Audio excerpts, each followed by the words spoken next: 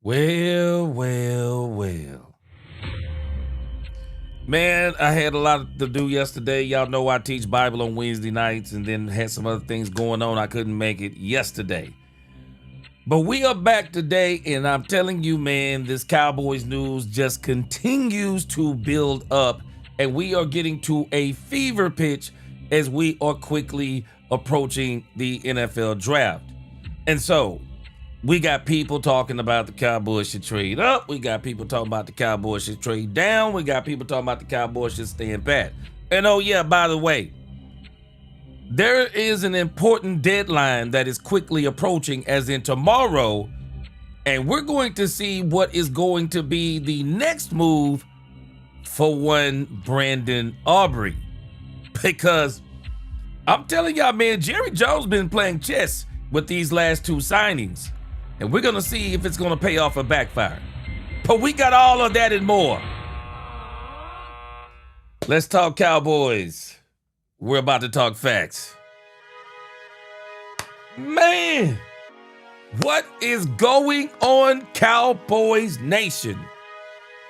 I have dug, scraped, scoured the Dallas Cowboys news to bring you what I call the latest Dallas Cowboy news to keep you up to date, keep you excited as we get ready for the 2026 NFL Draft. Welcome, Cowboy fans and Cowboy haters alike. I'm the G, and I'm the host of Let's Talk Cowboys, where we talk facts. And as you come into this live stream, please, yes, this is a live stream. As you come into this live stream, please hit that like button, share, subscribe, hit that notification bell so you know the next time we post another video or go live. And yes, we all live. And if you haven't become a channel member subscriber yet, what are you waiting on? We have a lot of great content coming up this season. Now, let's talk facts. Man, I just got a lot of stories for you today. So, everybody is arguing about the whole thing with Sonny Styles. And so, I got just so much stuff. When you see that single title, I'm just going to bring you some videos you probably have seen and some that you maybe haven't seen. But I'm just going to bring you all of the info as it applies to these subject matters. So, the Dallas Cowboys, we're going to talk about Sonny Styles. Also, we're going to look at Keldrick, and I think it's Keldrick Falk, right? Look that up. Man, this doggone autocorrect.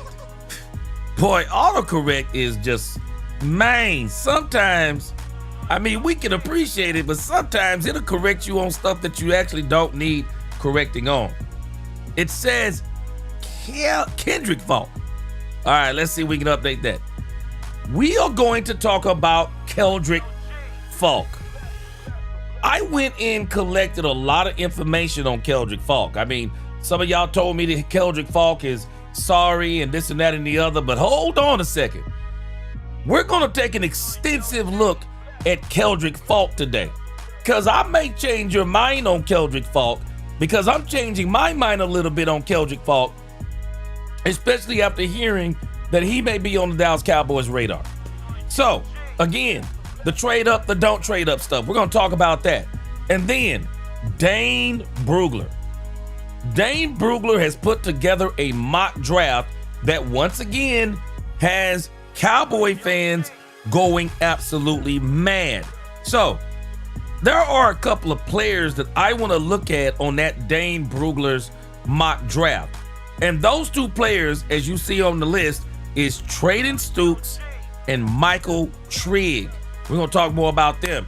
And then we're going to look at the Brandon Aubrey situation with the Dallas Cowboys. And we're going to answer the question, or at least attempt to. Did Jerry Jones outsmart Brandon Aubrey and his agent?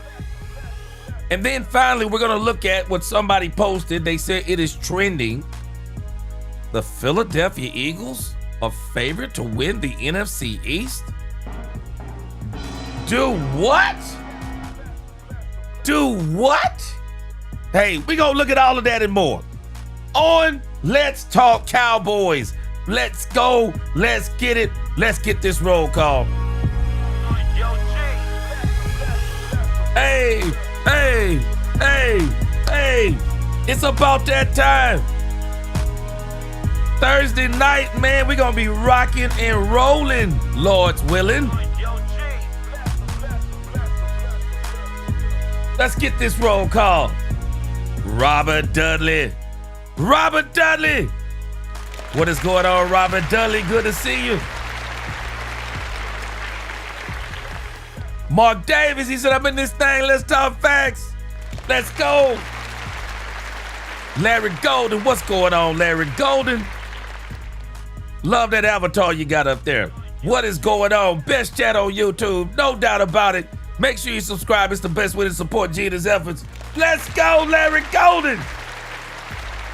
My man Ron Hanna up in this thing. What's going on, man? What's going on, Ron Hanna?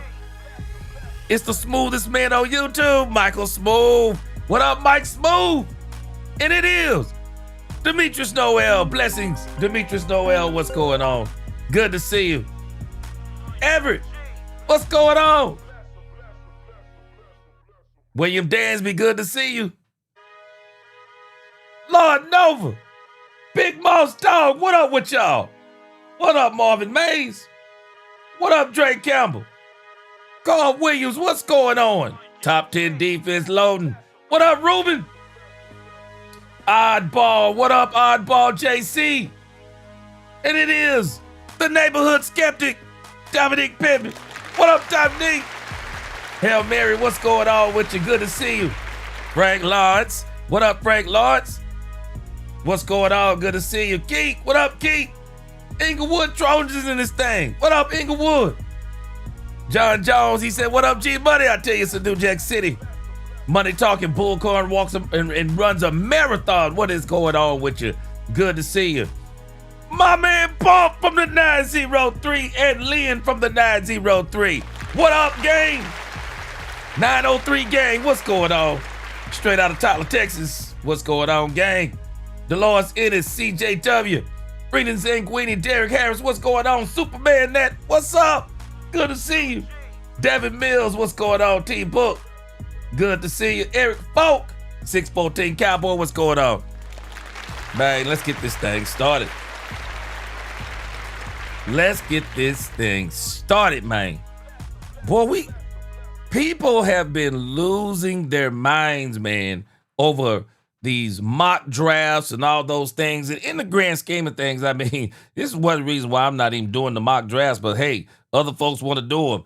Hey, man, as Jada Kidd said, knock yourself out. You know, a lot of people doing those mock drafts, and people go crazy depending upon who does those mock drafts, man. People go crazy over those things. So, again, man, that Dane Brugler one got people all up in their feelings. And so, one of the players that is the subject and the object of the Dallas Cowboys mock drafts is Sonny Styles. And don't get me wrong, I would not mind having Sonny Styles. I mean, he looks like an absolute incredible player. But at the end of the day, you know, you don't know how any of these players are going to turn out. But there is something brewing about this draft. One of the reasons why a lot of the teams are wanting to trade out of the first 11 spots of the draft, a lot of people are saying that this draft is very weak as it applies to talent. And so some of these teams, while a team like us, because we're in win now mode, we feel like a player like a Sonny Styles, a David Bailey, a Bain. I mean, we're looking at certain players up at the top of that draft saying, no, we're in win now mode. So those players can help us now. But those other teams that are up there at the top, I mean, are you really in win now mode if you're in the top 11 picks of the draft? I mean, really? I mean, really? And the Cowboys, the only reason why they're even drafting 12 is because the defense was just, I'm going to say it like Emmitt Smith said, trash. The defense was just trash. But the offense is a Super Bowl level, or at least a playoff level, a playoff level offense. And so for us, these players like the Sonny Styles, even the Jeremiah Loves of the world, these players to us would probably mean they're going to come in and immediately contribute. But nevertheless, man, a lot of people, they're kind of, everybody's got their opinion on this. And so again, I'm going to let you hear two different perspectives on this. I'm going to let you hear, I'm thinking this may be Riddick. Importance of that. Okay, this is Riddick. And he is talking about how the Cowboys should absolutely trade up and get Sonny Styles. I mean, I can already see in the chat, Reggie. What up, Reggie? Reggie said we got to get Sonny Styles up at this point. We've made no movement at the linebacker position.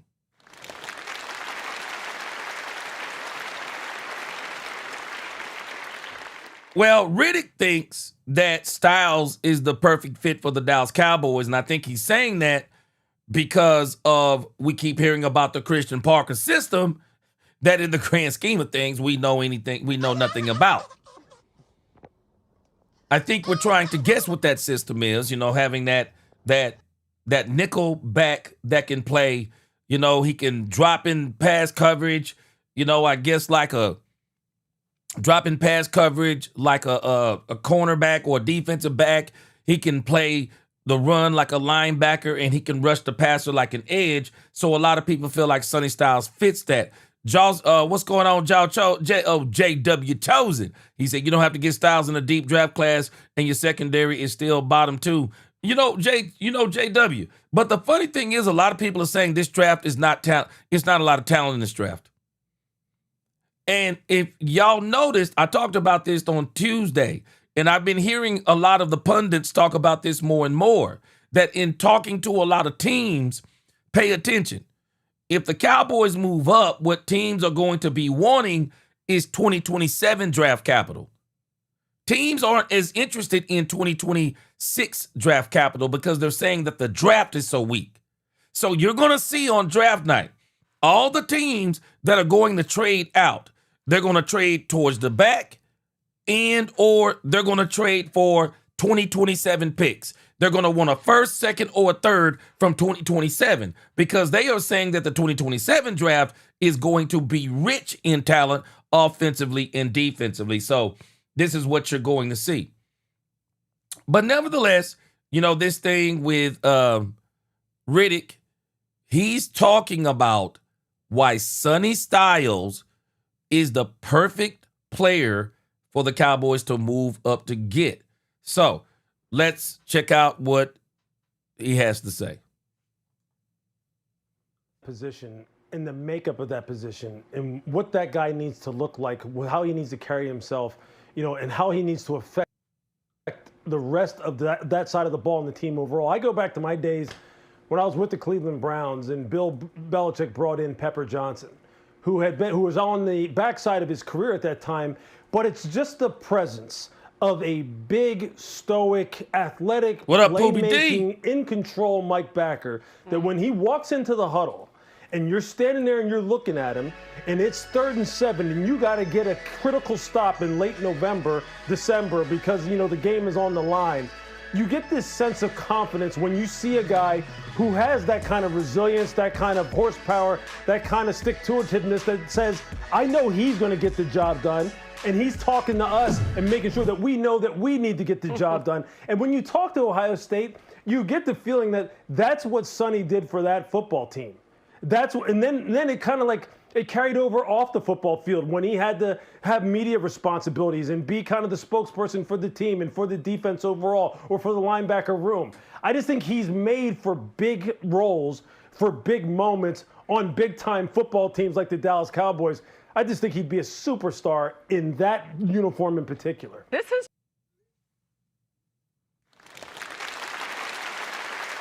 Now, understand the pedigree. A lot of people look at the pedigree of these Ohio State guys. I mean, they're playing in the best conference. A lot of these guys, they seem to be NFL. A lot of these guys, they seem to be NFL ready. And so anytime you're talking about these Ohio State players, I mean, people are very big on Ohio State players, and I understand it. Frank Lawrence said trade up from 20, have 2 picks in top 15. Man, that's a good trade scenario, too. It's a good trade scenario. JW said irresponsible drafting in a deep linebacker class. Secondary still almost bottom 5. Bland isn't a cornerback 1. You know what? Bland is probably a better slot corner, even though if you go back and look at a lot of the tape, JW, if I'm not mistaken, if you go back and look at his most successful season, as far as the interceptions, he played outside. Yeah, but would rather have Caleb Downs or Rod or Hill Jr. Yeah, I'll tell you why I agree with you, JW. I agree with you from this standpoint. The Cowboys should actually be approaching this draft. They should be approaching this draft, this free agency, like DaRon Bland isn't going to be healthy. They should be approaching this like he's not going to be healthy. And I think this is one of the reasons why, JW, the Cowboys are absolutely targeting a cornerback. I mean, it is obvious. When you look at their 30 visits, they have been predominantly cornerbacks. And there is a cornerback in that Dane Brugler. And, you know, one of the things I want us to think about that I don't hear enough people talking about, we keep acting like the first round is the end for the Cowboys. No, it's the first round. It's actually the beginning of the draft. The Cowboys still have a third round pick, and they still going to be picking at 5 and above. We got to understand that there are players out there that are not in that top 11 that I absolutely believe that can help the Cowboys win. There are cornerbacks out there that are probably close to or arguably could be as good as some of these other cornerbacks that we're talking about, some of these other linebackers, edge rushers. We just get, and I understand what people are saying. I heard the argument yesterday, and they were saying that when you are a team in win now mode, you want to get as many blue chippers as you can. And so while they're not saying they're not good players in the back part of the draft, you know, third and beyond, they're saying, but if you're going to take a chance, you would much rather take a chance on the blue chippers like the Caleb Downs, like the Sonny Styles, like the David Baileys. But I'm just going to tell you what I think. If you got good enough scouting, you shouldn't be doing like a lot of the pundits and the fan base is doing per se. You should actually be doing your due diligence. The Cowboys have got to be doing way more work, and I'm sure they are, and I'm sure they have, to where they're actually looking at those players that no one is looking at. They're looking at those players that no one is looking at that could absolutely fit their system and actually come in and make a difference. But again, a lot of people are just enamored with the top 11 picks in the draft. And for me, I would rather the Cowboys actually not reach. I would actually rather the Cowboys, contrary to what some of the things that we're going to hear on this show today, I would rather the Cowboys stand pat. That's what I would rather the Cowboys do. Just stay where you are. I got a feeling that somebody in that top 11 is going to drop down that nobody expected. Somebody is going to drop down. So don't trade up to get anybody. Just kind of see how everything goes. Because I don't see how the Cowboys get up in front of the New York Giants unless they go to Arizona or the Jets. And if you go to Arizona or the Jets, you're giving up some draft capital.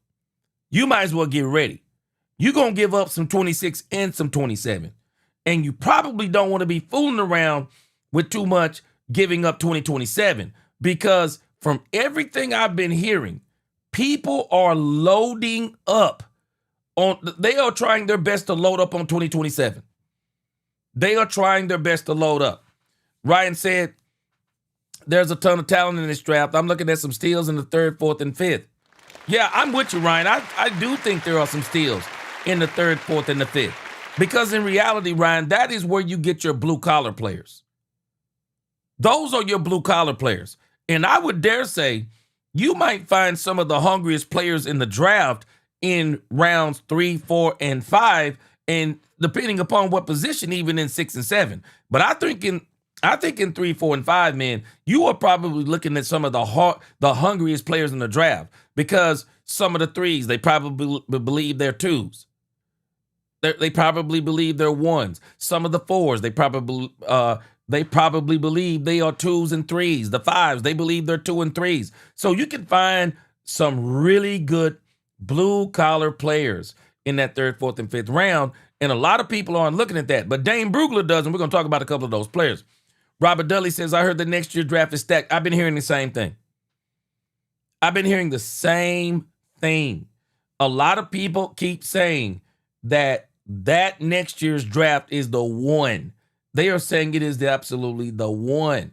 Jose, we're about to talk about what Brian Broaddus talked about on Sonny Styles. At least I'm hoping this isn't just the blow up part. I'm hoping he's talking about the whole thing on here. All right. Y'all make sure y'all listen to Gary Bookwalter and Poobie D. They said hit that like button. Let's go. CGW said this is a good conversation. But if the Joneses are in a war room, that worries me. Just don't trust them. Well, believe me, they're not in that war room with the research they're doing. They're being presented the research. And I think with the research that they're getting, they're going to listen to their coaches. Brian Schottenheimer gained a lot of trust from Jerry Jones last year. I think they did some good things. Some of the players, some of the coaches they had, they did a very good job with some of the players last year. And so I think Jerry is going to do all that he can do to help Christian Parker, because I've already been saying this. I've been saying this. The way the Cowboys ease the transition of Christian Parker into that defensive coordinator role, they got to get him the players. You got to get him the players. And I'm not even ruling out the Cowboys making a trade on draft night and getting Jordan Brooks. I still say Jordan Brooks is probably the best linebacker that you could get right now. Get Jordan Brooks, man. Go get him. Give up a 3rd round pick. Go get Jordan Brooks. You're not going to find a better linebacker right now than Jordan Brooks. The dude has been balling. I'm with you, Poobie. I ain't going to say I can't wait, but man, I know what you're saying. I'm ready, man. I'm ready. All right, let's listen to Brian Broaddus. He got a Woolchuck talking about Sonny Styles, because Brian Broaddus isn't as enamored with Sonny Styles as some other folk are. Let's check this out. The round 1 player. He's a leader of the Buckeye program. His biggest games. Let's get this clear. Don't hate the player. Oh, no. I don't. It's not like I've got him buried. I feel like there's things that you're going to have to work with this guy on. Like I say, some of the you saw some improvement with second level block, or dealing with second level blocks and stuff. But let's not get this twisted. This is a player that I see somewhere between 14, 15, 16, somewhere right around there. I don't have him in my top 13. That's big to have that, because he is. You look at other consensus top 10.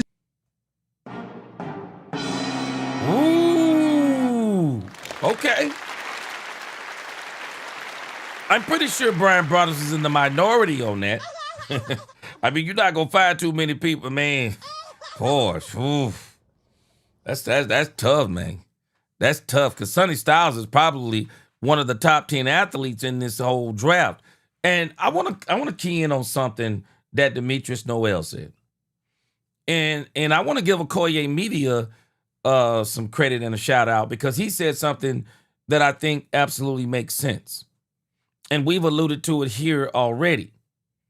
But Demetrius says, before all these mock drafts started coming out, he said, I said that this year's draft has left a lot to be desired. That's why the Cowboys need to stay where they are in the draft order. Yeah. And Demetrius, I'm going to tell you something about the Cowboys. I actually think the Cowboys draft, for the most part, really well. I think those last 2 drafts under McCarthy were pretty bad, though. I think they took some swings and some misses. Probably under Mike McCarthy's entire tenure.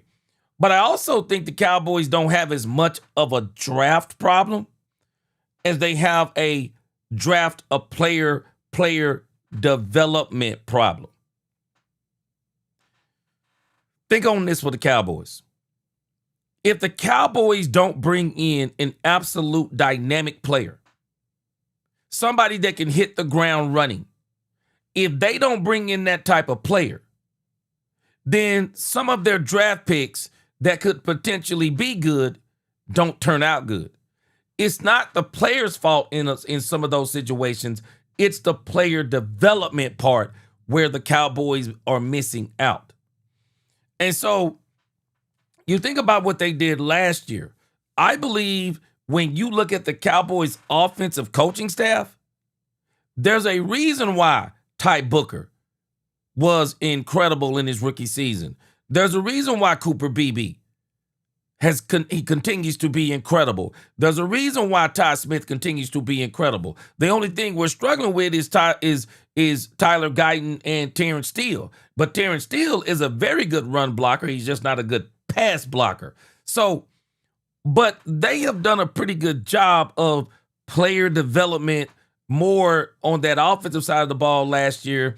And with Dak Prescott being a part of that offense, Dak Prescott being able to help develop now in this stage of his career to help continue to help CeeDee Lamb be better, help George Pickens be better, Ferg be better, Turk be better. We saw Ryan Flanoy. But when you look at the defensive side of the ball, and you've gotten, 4 defensive coordinators in 6 years, explain to me where you're going to get player development. Where are you going to get it? Where do you get it? Where's the player development? I mean, this team has been running through defense coordinators. And I'm sorry, but Christian Parker is going to have to be it. Even if he's not it, he's going to have to be it. Because this team cannot afford to go through another defensive coordinator. They cannot. And I'm telling y'all now, one of the smartest things that Jerry Jones did. Everybody keeps saying that Christian Parker is going to be the answer. I think he's one of the best acquisitions.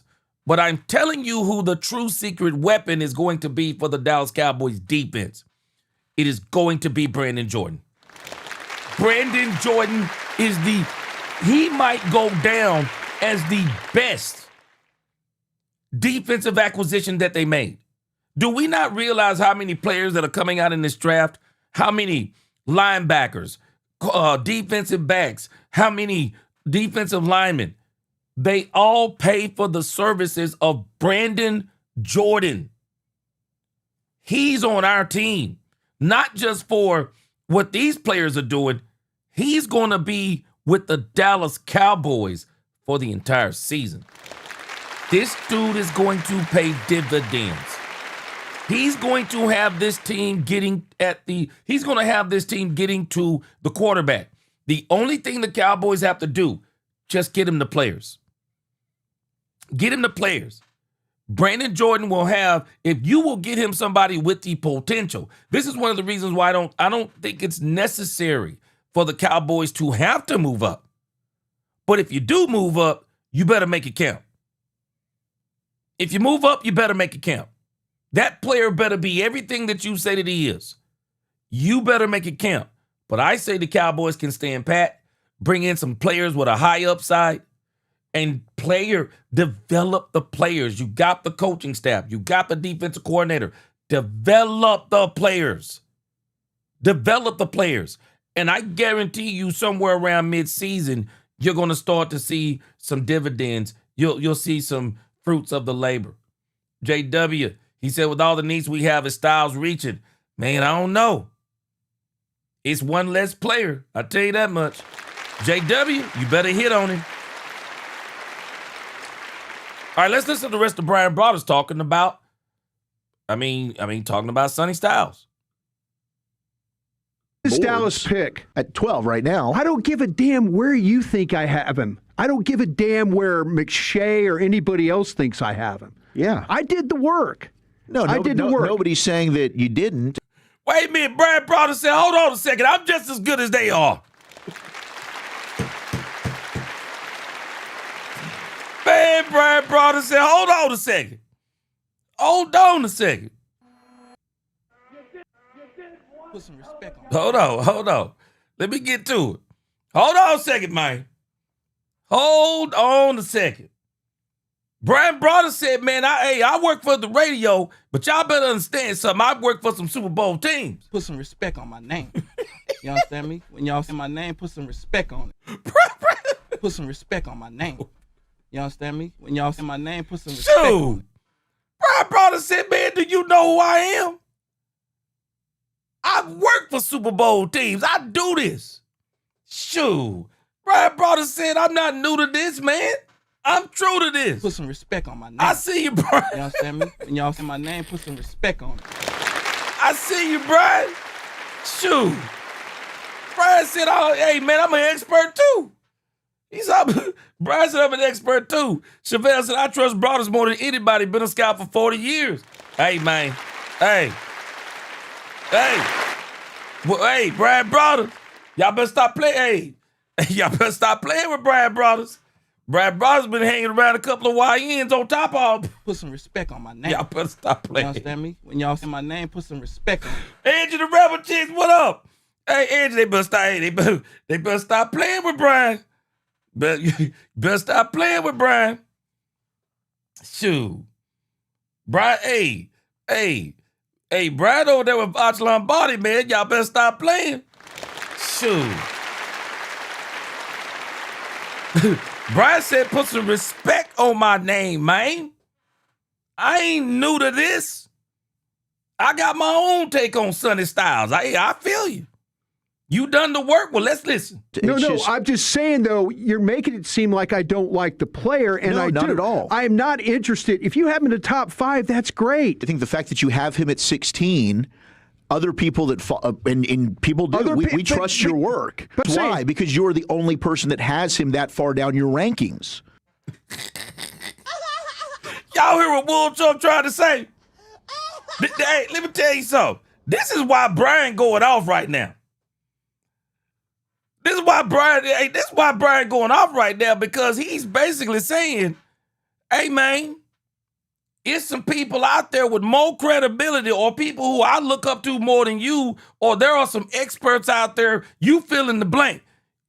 You the odd man out, Brian. And so since you the odd man out, what you said don't make sense. Now it's probably a lot of people that would probably agree with Woolchuck right there, because I don't know many people that's got this man at number 16.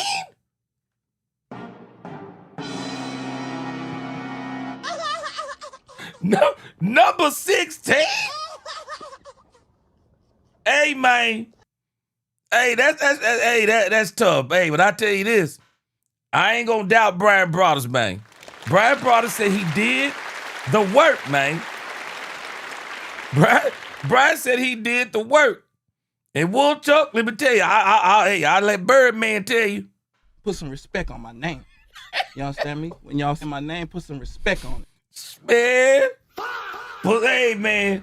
Hey, man. Spade said put some respect on his name, man.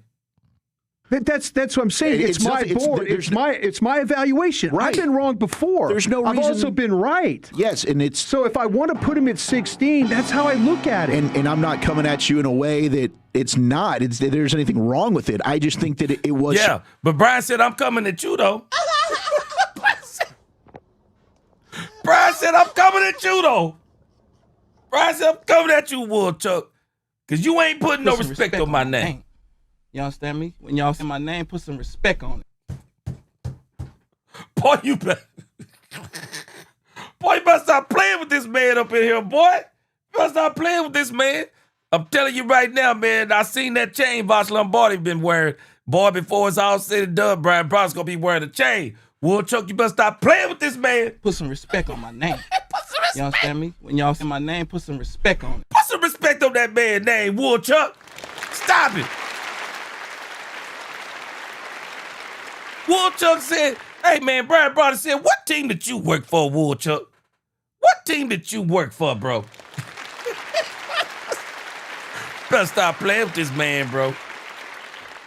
I understand what Woolchuck is saying, because there's not a lot of people that's got this man at number 16. But I also understand what Broadus is saying.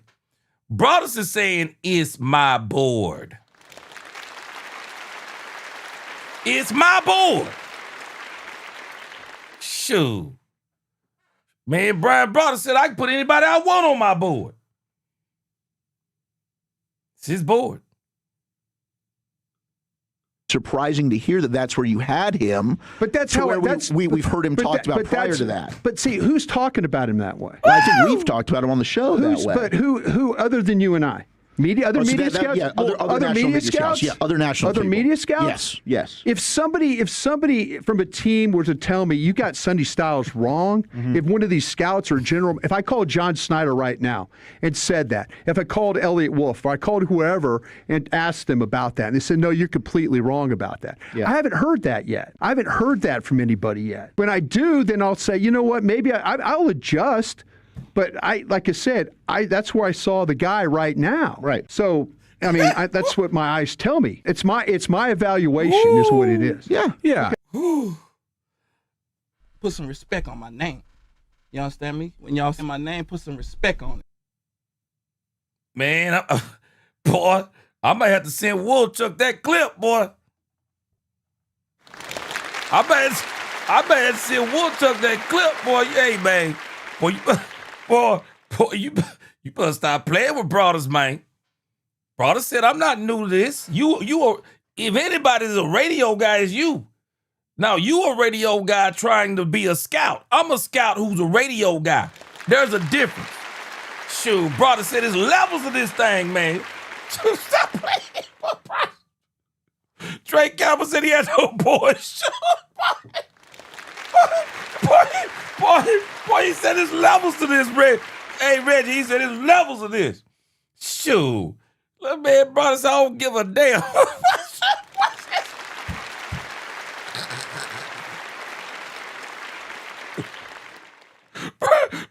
Brian Brothers had to catch himself. Brian had to catch himself, Cowboys Nation. He said, I don't give a damn. Oh,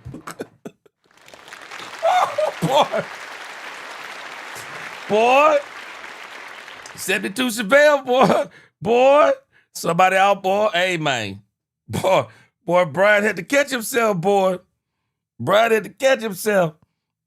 Brian said, I'm going gangsta up in here. Boy, y'all see that Birdman thing? Shoot, Birdman said, I had to come tell you to your face. I had to pull up on you gangsta. I seen some places that you been. I could have pulled up on you. Man, bro said, you better stop playing with my name, bro. You better stop playing. I'm not a radio analyst. You a radio analyst. I'm a scout that has come to the radio. I feel you, Brian. I feel you, Brian. Boy, Brian went off the chain. But nevertheless, I understand what Brian Broaddus is saying. Because Brian Broaddus is basically explaining the very thing that I just said. Sonny Styles is going to need player development. He's going to need player development. Sonny Styles is not he's going to be a rookie. He's not going to just walk onto the field and say, "Oh, I'm in this thing, man. I'm the Mike linebacker and I'm running the show." It don't work like that. All they are saying is, I think what Brian is saying and what Woolchuck isn't hearing is that this Sonny Styles, and I don't even think this just applies to Sonny Styles. This applies to every single player in the draft. Player development. They need coaching. Coaching matters. It's going to matter to Sonny Styles. How Sonny Styles gets coached over the next 3 to 4 seasons is going to determine what his career is. So when he comes, wherever he goes, and I do think that Brian is saying something to even Cowboys Nation. Hold on a second. Let's not put, okay, we're going to give up 2 first-round picks for Sonny Styles. So what are we saying? What are we saying if we give up 2 first-round picks? He better produce right now? That he better be a day one starter? That he better come in and he better be that nickel back that Christian Parker wants? Is that what we're saying? I hear what Brian Broaddus is saying. And I'm going to make sure I put some respect on Brian Broaddus' name. I don't want him to, hey, Edge. I don't want him to pull up on me. I don't want him to pull up on me. Shoot, JCT Slice said Brian chose violence today, boy. Absolutely did. Man, hey, 72 said Broaddus didn't even turn real. He was serious, man. Hey, man, I think Brian forgot for a moment he was on the radio. No, hey, No Face Thriller. He said, hey, man, somebody took Brian Eggo Waffle. Angie, I think we can officially say that Brian Broaddus crashed out just for a moment. Brian Broaddus, he not only crashed out, he blacked out just for a moment, boy. He blacked out. He said, hold on a second, man. Let me recompose myself. He's had to recompose himself. But this is all the talk. Everybody is talking about the Cowboys should trade up for one Sonny Styles. And we're going to come back to that, I'm pretty sure, as we start talking about some more.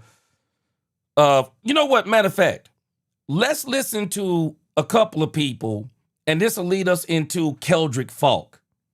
But I want us to listen to, for as much as there are people like, it's obvious that Woolchuck wants the Cowboys to go get Sonny Styles, or he wouldn't mind them going and getting Sonny Styles, whatever the case may be. We've already heard what's his name, Louis Riddick. He wants the Cowboys to go get Sonny Styles, but Tannenbaum from ESPN and a guy by the name of Charles Robinson, they're pushing back on this whole notion of the Cowboys going up and get Sonny Styles for the very reason that some of us are talking about. Check this out. Yeah, Poobie D, this is the main thing. All these players will need that. And this is where the Cowboys have got to focus, man. Player development begins the moment they come to the rookie workouts. You got to start developing those habits. You got to immediately start taking advantage of those traits, those special skills that they have. You got to do it. USMC, salute. He says Styles is not good at block shedding. I heard the same thing. He wouldn't be a guy who would be moving up to get, not over Downs or Bailey or Reese. Yeah, I feel you. Yeah, I feel you on that. Hey, Newhouse, hold on, Newhouse. Before you say you don't want Keldrick Falk, and I do agree you probably don't want Keldrick Falk maybe at 12. But if you could trade back, and you could get Keldrick Falk, hold on a second. Boy, I'm about to show y'all some stuff on Keldrick Falk that may change your mind. Hugh P33, he said, Boss Show Me is worried about Styles having to wear shoulder harnesses on both shoulders. Hey, that's a great point. That's a great point. JCT said Brian thought he was in our pregame. What's going on? Haseen Sessions. He said the Zach dude who be with Foots the King ticked me off. Ticked off Brian too about his take on Messidor. Yeah. Well, you can tell that some of these people in the media, they're sold. They're absolutely sold on certain players because you got to realize something. They've been brainwashed by a lot of the media, and they're hooked on those top 11 players. The defensive players in the top 11. Bam Boy said, I was on the notion of trading back to acquire 2 more extra picks. Yeah, I would. If I were the Cowboys, I'm going to stay there and see if I get who I want. And then if I can't get who I want on my board, I'll trade back and I'll get who's on my board. I just won't overpay for them. 72 said the draft in 2026 is like the NBA G League need queuing weak draft, and I'm all for Falk as our man. Hey, I'm gonna show y'all some things on Falk gonna change y'all mind, man. What's going on, Ron Mack? What's going on? Good to see y'all today, Newhouse. All right, so let me let y'all hear Tannenbaum. I think Tannenbaum. I think he makes a very powerful argument for the Cowboys not trading up to get Sonny Styles. Check this out. This is Tannenbaum talking about this. I love Styles. I hate the trade. The Dallas Cowboys are not one player away. They're not. I wish they were. Sonny Styles would be the outcome determinative piece of a team that was close to winning. But this is a team that was bad at all three levels. And even though they're going to add Rashawn Gary and Quinton Williams this past offseason, there's a lot more work to do. My suggestion at 12 was possibly Mansour Delane. I know you don't think he'll be there, Mel, but get a corner there. And then at 20, go get a pass rusher. Maybe it's Zion Young. Maybe it's Akeem Messidor. But to me, this is a team that needs help at all three levels. So this is not about Sonny Styles. This is about how do we maximize the value. And right now, if the Cowboys stay where they are, they go from 20 all the way down to 92. It's a long way to go. I don't like 39 either because I think really this draft falls off around 25 in my opinion. Okay, good. I love Styles. I hate. Yeah. I'm feeling what Tenenbaum is laying. Hey, Tenenbaum. I'm feeling what Tenenbaum is saying. The Cowboys, they don't just need bodies, and don't mistake they need players for bodies. They don't need bodies. The Cowboys need multiple players they can develop. They need multiple players that they can develop. The trade. The Cowboys need some players with high upsides. High upsides. They really do. Charles Robinson, because he makes a similar point. Are you? And what he says, it sounds like he's been talking to somebody. And so he's saying, contrary to what people are saying about the Cowboys trading up to get Sonny Styles, this is where this guy named, I think his name is Charles Robinson, check him out. Rob, are you buying the boys going from 12 to 6? No, I'm not. And I'm glad you checked in with Dallas because when I was doing all juice team stuff, I talked to someone in Dallas and I did not sense, like, I felt like those 2 first-round picks, they feel like they can get contributing players. Like Now, they feel contributing players. They feel good about getting players who might not be instantaneous starters, but can come in immediately and contribute to the 2026 team. And that's what they need. They need more players, particularly defensively. Rob, are you buying the boys? Yeah. Now, you heard what he said. He said he talked to somebody in Dallas. Now, these scouts and stuff, they talk a lot. He said he talked to somebody in Dallas. So, I don't know if the Cowboys, if these are smoke screens. I don't know what these are. But if the Cowboys trade up, shoot, boy, they better, man, they better hit. Mim, I think you're making a good point, too. You ever notice that whenever the Cowboys are tied to a player, how much more it seems like people go after him? I just wonder if even agents just use the name of the Cowboys to get more interest in their players. And you got to think about if people are saying the Cowboys want Sonny Styles. Well, what sense of urgency does that create in the Washington Commanders and the New York Giants, who are both drafting in front of the Cowboys?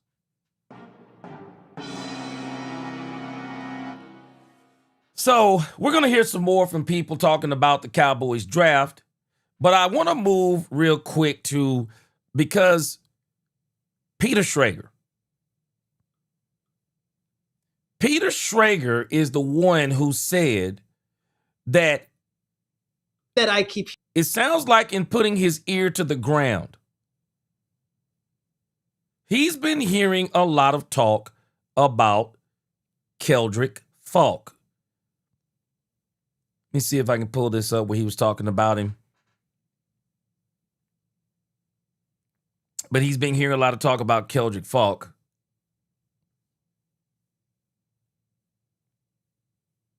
He was on DLLS, I think it was. For 20. I keep hearing the name that I keep hearing, and this might be your social media clip. The name that I keep hearing, and I'm not sure if it's 12 or 20. I keep hearing Keldrick Falk and the Cowboys being tied together. And Clarence is laughing. I keep hearing that name. And that might be at 12 or that might be at 20. And when I say that, all these scouts talk. So if there is a scout from the Cowboys that is hot on, or a GM or it's usually not coming from that team. It's coming from someone who I worked with them for 10 years and and that's who they like. And that's how this stuff comes about.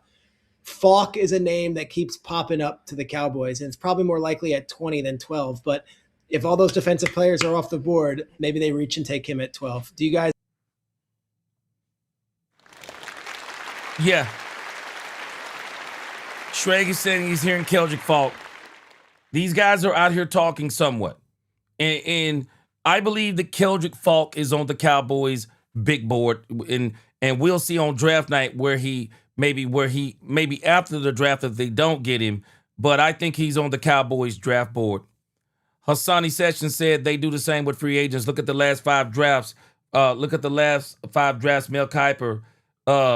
Mel Kiper was only right with Smith, the guard. Almost every player Dallas was supposed to pick, they didn't come close to picking them. Yep. Mim said he keeps hearing Colton Hood. Well, let me tell you what I did for us. Because I've heard a lot of people saying, Keldrick Falk isn't this or that. I went and dug up all the information that I could get on Keldrick Falk because I wanted to see for myself kind of, people were saying that he wasn't any good. Well, I think we may change our mind when I show us some of the things that I went and pulled up on Keldrick Falk. So let me let you hear some of the scouting report stuff. And I think the scouting report stuff, it's going to make a lot of sense after I'm going to read you the scouting report stuff, and then I'm going to show you the tape. And I think it's going to make a lot of sense because after I read some of the scouting report stuff on Keldrick Falk, it made even more sense to me why he's had only 10 sacks. And it made a lot of sense to me also when it comes to Keldrick Falk, why somebody would probably be and probably should be interested in Keldrick Falk. Because if you ask me, I'm a little bit fed up with the off-ball linebacker / edge rusher. I'm actually clamoring for the true defensive end again. I'm looking for the true defensive end. I'm looking more for that Reggie White type of player. That Reggie White type of player, that J.J. Watt, that Charles Haley. I'm looking more for the players that got some weight, some meat on their bones. They can set the edge, they can tackle, and they can rush the passer. Now, a lot of people think Keldrick Falk can't rush the passer, but I'm about to show you some things, and you're going to realize that actually isn't true. And in reading this report from Eric Smith, you're going to realize that this guy may actually fit into Christian Parker's system better than we may think. Because, again, I see Reggie said the edge has to be able to cover the flat. Who said he can't do that? And you're not going to get that in a 3-4. Now, remember, the Cowboys have already said they're not going to run 3-4 100% of the time. We don't even know how much they're going to run 3-4. But again, hold on. Let's read some stuff on this Keldrick Falk kid. I think there's some good stuff here. It says, I went back through every 2025 game that Auburn's opponent threw, 35 times or more, 5 games. Like we already knew. Falk was often used anywhere from a 4-eye to a 0. So that was going to cut into his opportunities naturally to really get after the quarterback as an edge rusher. Now, it's not so much that he can't rush the passer. They didn't give him the opportunities to rush the passer. But I'm going to show you some things that I believe that with the help of Brandon T. Jordan, that this dude could absolutely turn into a monster. It says, but when I went back and watched those pass rushing reps, it was also very apparent how much opponents still respected Falk with the slides and the chips they sent his way. I'm going to show you the tape. I'm going to show you. I'm going to let the film speak because when I watched it, it was undeniable. When you watch the Keldrick Falk tape, you're going to see, and I see where Mim said 2024 was better. Well, let's understand why this is what happened this past season. based on that 2024 tape, I'm sure when you watch the tape in 2025, you're going to see that it is obvious that every offense they played, they wanted to know and they made sure they knew where Keldrick Falk was. And wherever Keldrick Falk was, you're going to see double teams, you're going to see chips, you're going to see slides, you're going to see everything in the arsenal of those offenses to make sure that they neutralize Keldrick Falk. They did everything they could do, including getting the ball out of the hands of the quarterback fast. They did everything they could do because what a lot of people don't realize is that teams absolutely respected Keldrick Falk. They absolutely respected him. And if you told me that the Cowboys could maybe trade back and get Keldrick Falk at 23, 24, I'm telling you right now, I believe he's a player that can come in right now for your team and contribute. His upside is incredible, and I'm going to show you some other things on him too. But this kid, Keldrick Falk, man, I don't think he's no joke. I really don't. I don't think he's no joke. Let's check this out.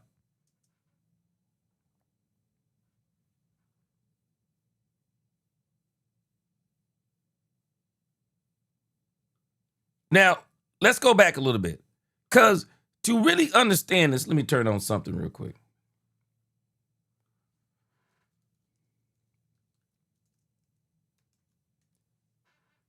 When you're watching this Keldrick Falk tape, man, you got to really pay attention. Just watch Keldrick Falk and watch what they're doing to him.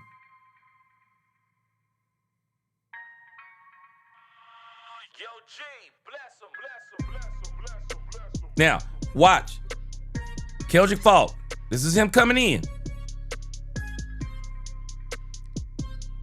They made sure they got the ball out of their hands real quick. It's not that he can't. It's that teams realized what he was and who he is. Look, here he is again. Here he is again. And this guy, he chose all of the pass rushing plays. Here he is again. We already know he can stop the run. That's where they were primarily playing him. But look at it. Look at what they're doing. They are making sure that wherever he is, you're going to see a double team, a slide, or a chip every single time on passing downs. They know what this guy is.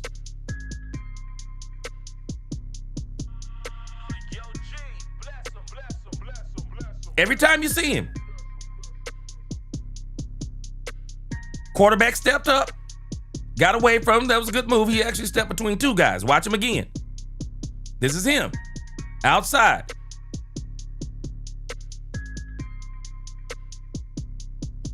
Just notice they're making sure on these plays where they know he's rushing. Get the ball out of your hands quick. What you want to do anyway when somebody's rushing the passer? But Keldrick Falk, I'm just telling us he ain't the slouch that people think that he is. Notice how quick quarterback gets the ball out of his hand quick. They know what they're doing with Keldrick Falk.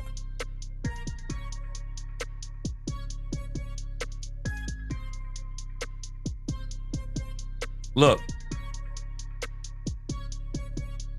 Almost got there on that one. Stepped up in the pocket. Got a little slide and a chip on him. Here he is again. Look at that. Got another one on him. Got another chip and a slide. Here he is again.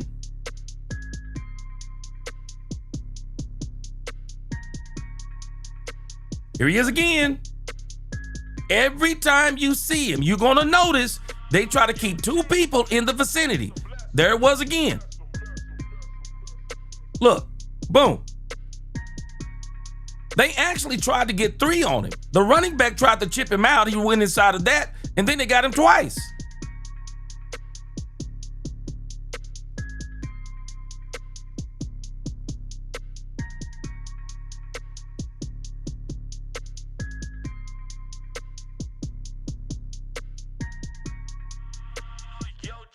No, wrong one. Hold on.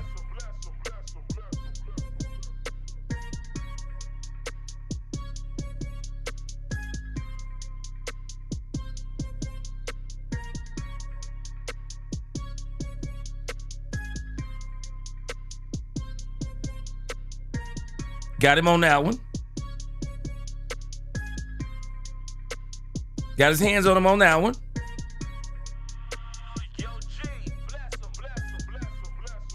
Now notice though, pay attention. They know what this dude is. And they're making sure that they are doing what a team should do when you got a guy that can rush the passer. They either gonna chip slide or they're gonna get the ball out of their hands extremely quick. And in some of these, the quarterback is just getting away. And you can't fault him for that.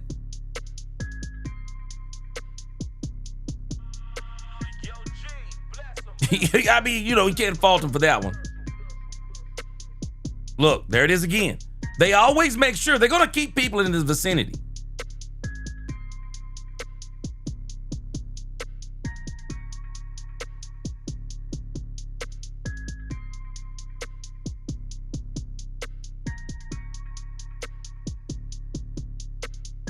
And if you notice what they did on that play in particular, he wanted to go in and they made sure they got him outside where they had the help.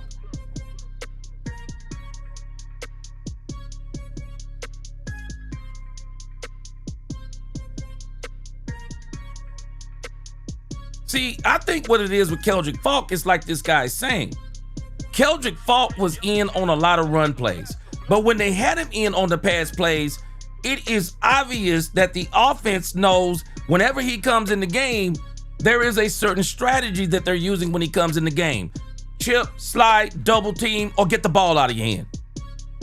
Bottom line on him.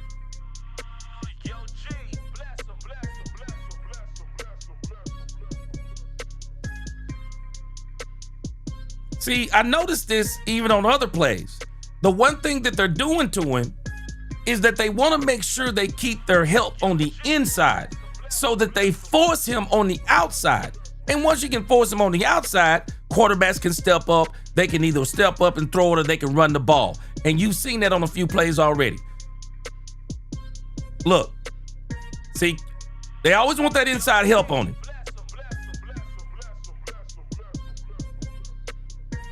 Get the ball out of your hands quick. Missed the tackle on that, but he got to the quarterback, pressured him out. But we need a sack on that.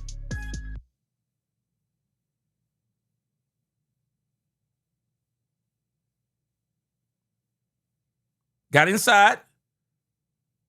Didn't make the tackle. Now, again, the thing on him, and this is where the Cowboys, they got to make sure. Player development. This is actually what you got Brandon Jordan for. This is actually what you got Brandon Jordan for. You got him that if you get a player like a Keldrick Falk with a high upside that you can get him, you don't have to spend 12. You don't have to go up. You don't have to even spend 12. You can probably get him at 20 to 24. You get a guy like Keldrick Falk and you give him the right coaching. Keldrick Falk can absolutely be effective in this game. And I'm going to show you something else about Keldrick Falk. I mean, I was looking at his pro day. Man, for a dude that is 6'5", 6'6", and 270, whatever he is, shoot, man, this dude can move. Man, this dude can move.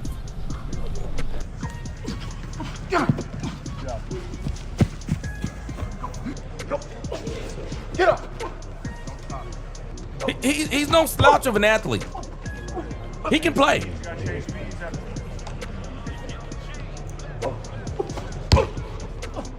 Float out. Yeah, he can play, man. This dude can play.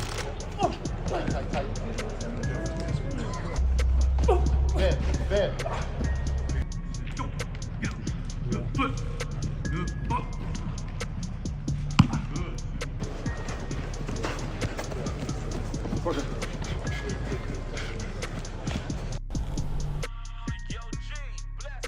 Man, I'm telling you. Hey, man, I'm not telling you the Cowboys need to get this dude to 12. All I'm saying is this dude can play, man. This dude can actually play. And he is really a true defensive end in a sense. And I think with coaching, he can do more. He was number 15, Jose. Good afternoon, Miss Matrix. Nah, hey, this guy can play, I'm telling us, man. This guy can play. I really do. Newhouse fam, I see you in here, man. You in here pulling the Robowski. You said, look who we playing, though. Hey, man, but again, here's where I am. What I'm looking at is, I'm looking at the upside. And I think the Cowboys can come in and coach this guy up, and I think he can be good. King said you can't sell me on him. I watched this film. Only thing people can say is his upside. Well, in actuality, this is the argument that Brian Broaddus is making with even Sonny Styles, is that he's going to need some coaching. Newhouse fam, I don't know. I mean, can you coach him? Because with all these players, here's the issue. You just got to say, can you coach him? And if you don't think you can coach him, then you move on. Jeremy Betts, man, I appreciate that Cash App yesterday, man. God bless you. I appreciate you. Yeah, Jeremy Betts, he says, coaching matters. But you just don't know what a guy's going to be till he gets the coaches. Till the coaches get a hold of him. Yes, sir. And they play real games. Jeremy Betts, might I remind us what round did Max Crosby go in? Man, I'm telling y'all now, these people get it wrong every single year. They get it wrong every single year on these players. Let me show you a couple other things. I heard there were some people out there. There were some people out there talking about Keldrick Falk. Y'all tell me, I think they made some great points on Keldrick Falk. Y'all tell me what y'all think. Check this out. Keldrick Falk is going to emerge as the best edge rusher from the 2026 NFL draft. And I want to start off with his measurables. He came in at 6'6", 276 pounds, and has 34.5-inch arms. He's an absolute physical freak. And on tape, you see this size and strength show up. I think he's the best run defender in this draft. He can easily shed blocks. He can play in. I'm telling you right now, I think this is one of the reasons why the Cowboys are going to be looking at him. Let me tell y'all what the Cowboys are determined to do this year. They are determined to stop the run. They want to keep teams in 3rd and long this year and not 3rd and shorts. And the way you're going to keep teams in 3rd and long, you must have some edge-setting run stoppers out there. All that, them small, quick guys, all that stuff is good. But the problem is, and this is what teams did to Micah Parsons, and this is what the Dallas Cowboys even did to Micah Parsons when they played Green Bay. When you face those smaller edge rushers, run at them. That's all you need to do, run at them. Just run at them all day long. Run at them. You wear them down. You knock them out of plays. They're not built for the run. That's why you got them, because you're calling them edge rushers. They are there to stop the pass. But the Cowboys, if you pay attention to everything they've been saying, they are determined to stop the run. And I think Keldrick Falk could absolutely fit that. This is the rest of what this guy says. Inside, he can play outside, and anywhere he's going to be an asset in the run game. But what makes him such a good run defender is he does not only win with power, he does have some explosiveness and athleticism that does flash where he can just slip by blockers. Another play here against a top SEC team in Georgia, he does a swim move on the center, gets in the backfield and forces the stop. You would like to see him wrap up and make the tackle on the running back, but he was the reason why this run was shut down. So that is him as a run defender. At the very least, you're getting one of the best run stoppers in the league to play 1st and 2nd down. Now let's talk about him rushing after the passer. I must admit there does need to be some development in this area for him to reach his full potential. But the flat. That's why you got Brandon Jordan. I'm telling y'all that is the reason why they got Brandon Jordan, to develop pass rushers.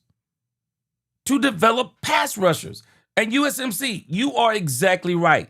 You can tell looking at the videos, if you pay attention of Keldrick Falk, those offenses are well aware of where he is and who he is. And they always make a point. Double team, chip, or slide.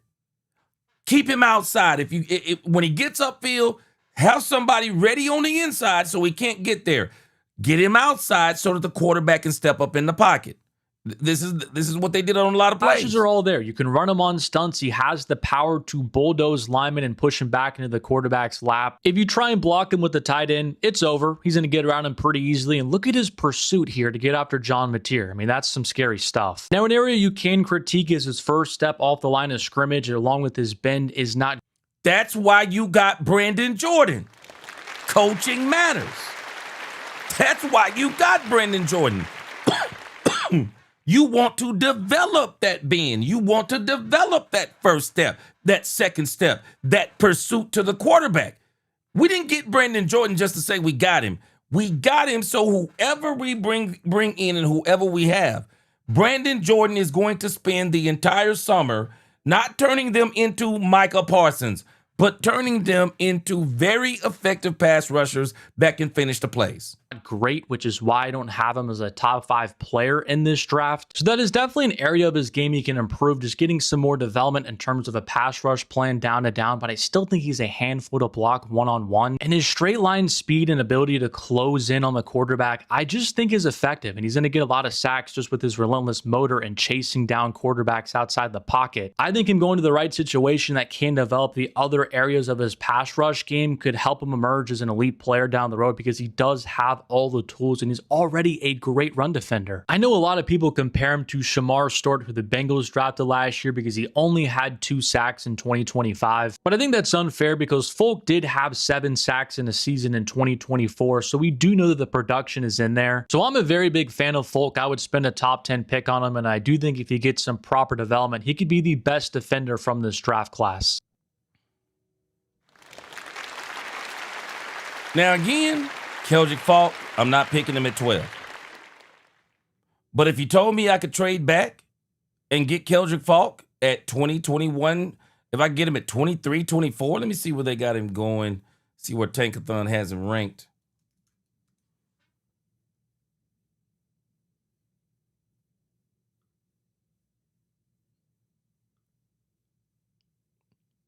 And in actuality, man, Keldrick Falk is actually projected to go at 20.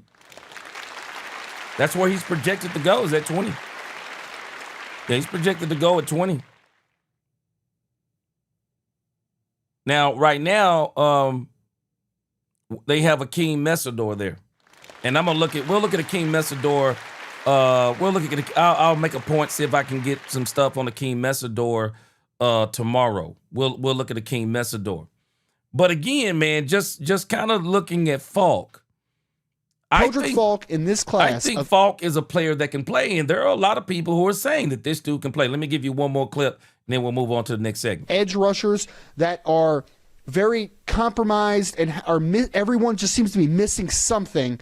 I think that he is missing the least from a physical perspective. That's why I would still take the gamble on him on a less than ideal class.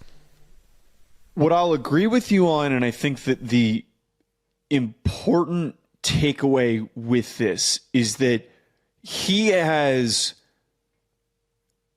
more upside and there's more to get out of him because of the way that he's physically built and the tools that he has. Yeah. You effectively could be creative with developing him and turning him into something that fits your defense and what you're trying to build. This is why this discussion of what he plays, I think, is more important than is he a top 10 pick. I do think that as you're talking about here, no, he's not top 10 you could pick. draft him and you could run a 4-3 alignment and you could see him as a defensive end, and you want to ultimately get him down to 275. Keldrick Falk in this class of edge rusher. Yeah, see, the Cowboys, contrary to what people are understanding, they've already said they're going to run 3-4, 4-3, 5-2. We need some true defensive ends. Because the problem is if you line up in the 4-3, them little guys don't fare too well. You need some guys that can get in that 4-3 and do some things too. And we need some more of that. We absolutely do. Because, man, while speed kills, when you get some guys that are big down, get those guys who are big in the trenches, man, they run them little guys out there man, they run them little dudes out there like chihuahuas, man. They do. They run them out of there like chihuahuas. Derrick Harris, I'm telling you, man, this guy may be a steal in the draft. He's only 20 years old. And if the Cowboys, man, we got to realize, everybody the Cowboys get, they're not going to come out the box firing on all cylinders. And I think this is one of the reasons why a lot of people want a player like a Sonny Styles or a David Bailey, because they think they're going to come out the box just knocking and killing the game. I think that's what a lot of people are thinking. But we don't even know if that's going to be true. But I would say this, Keldrick Falk, if you told me the Cowboys could get Keldrick Falk, trade back, even if they took a chance on him at 20, but if they traded back and got him at 23, oh man. Oh yeah, it'd be a great pickup for the Cowboys. It absolutely would be. Let me see where they actually got him going back here. Because they got Akeem Messador. Actually, Keldrick Falk, now this is just a mock draft by Tankathon. Well, they actually have him at 15. Yeah. They actually have him at 15. They absolutely do. And let me see here.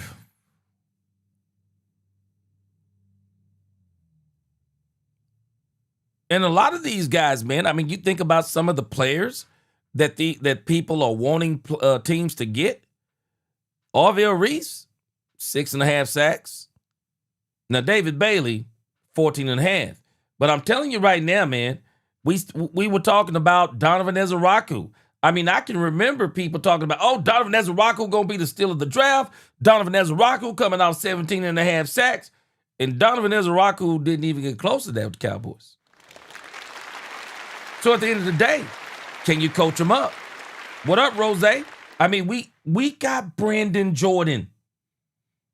I'm telling y'all, we got Brandon Jordan, and this is why we got Brandon Jordan, to coach these guys up on being able to rush the passer. But again, I'm not saying that he's a top 10 pick. But if the Cowboys can get him 20 or later, it's probably going to be a good pickup for the Cowboys. I really do. And man, doggone it. And he's healthy too. Come on, man. Man, the dude is healthy, man. The dude is healthy. All right, so let's move over here to the trade up and trade down. Here we go. So we got another couple of people talking about the Cowboys trading up and trading down. And I think they're making some good points once again for the Cowboys. Let's see here.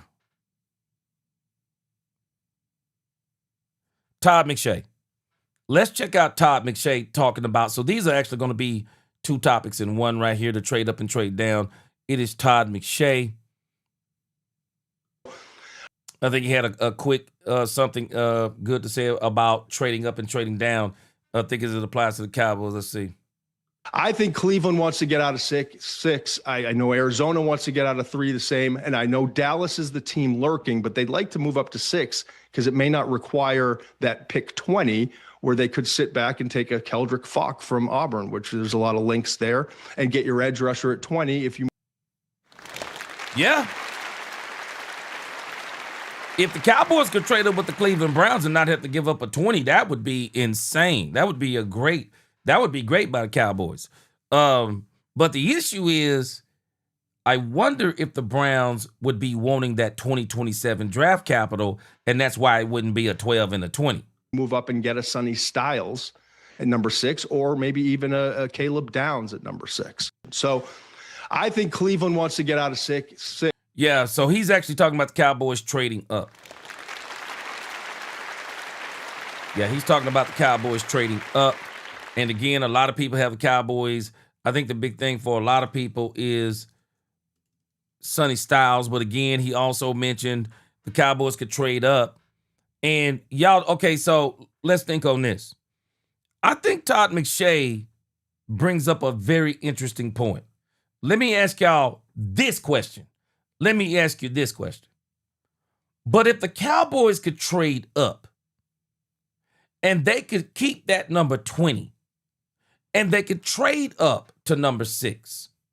Now, I guess the part where I'm confused on the Cowboys trading up to number 6 with the Cleveland Browns. I'm not sure Sonny Styles is going to be there at number 6 because I believe the New York Giants want Sonny Styles.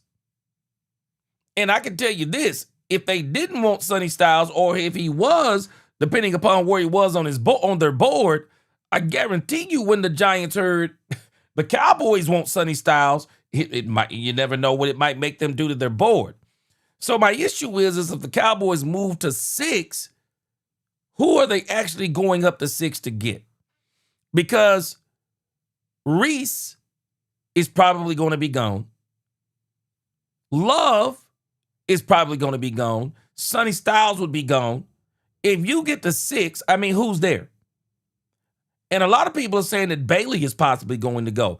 And if somebody were to trade up with the Arizona Cardinals, who are they trading up to get? They're probably after those same players the Cowboys are after. So who do they trade up to get? So if the Cowboys were to get to 6, and I don't think Styles is going to be there at 6, they get to 6, who do they get? Because I don't think Bailey is going to be there. But it might be Messidor or Bailey. So do you trade up to 6 to get Messidor, or do you, not Messidor, do you trade up to 6 to get Reese or Bailey if they're there?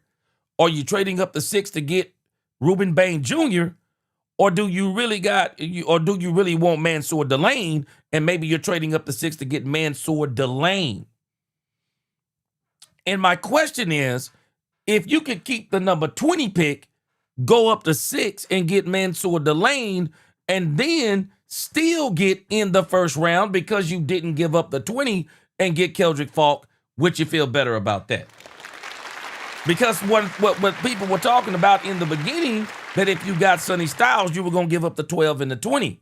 But what if you were told you could give up the 12, get Mansour Delane or Caleb Downs for the sake of argument, get Mansour Delane, Caleb Downs, or maybe you could get a Bailey or a Reese or a Bain. Would you go up there and get them at 6 and you could still get Keldrick Falk? How would you feel then?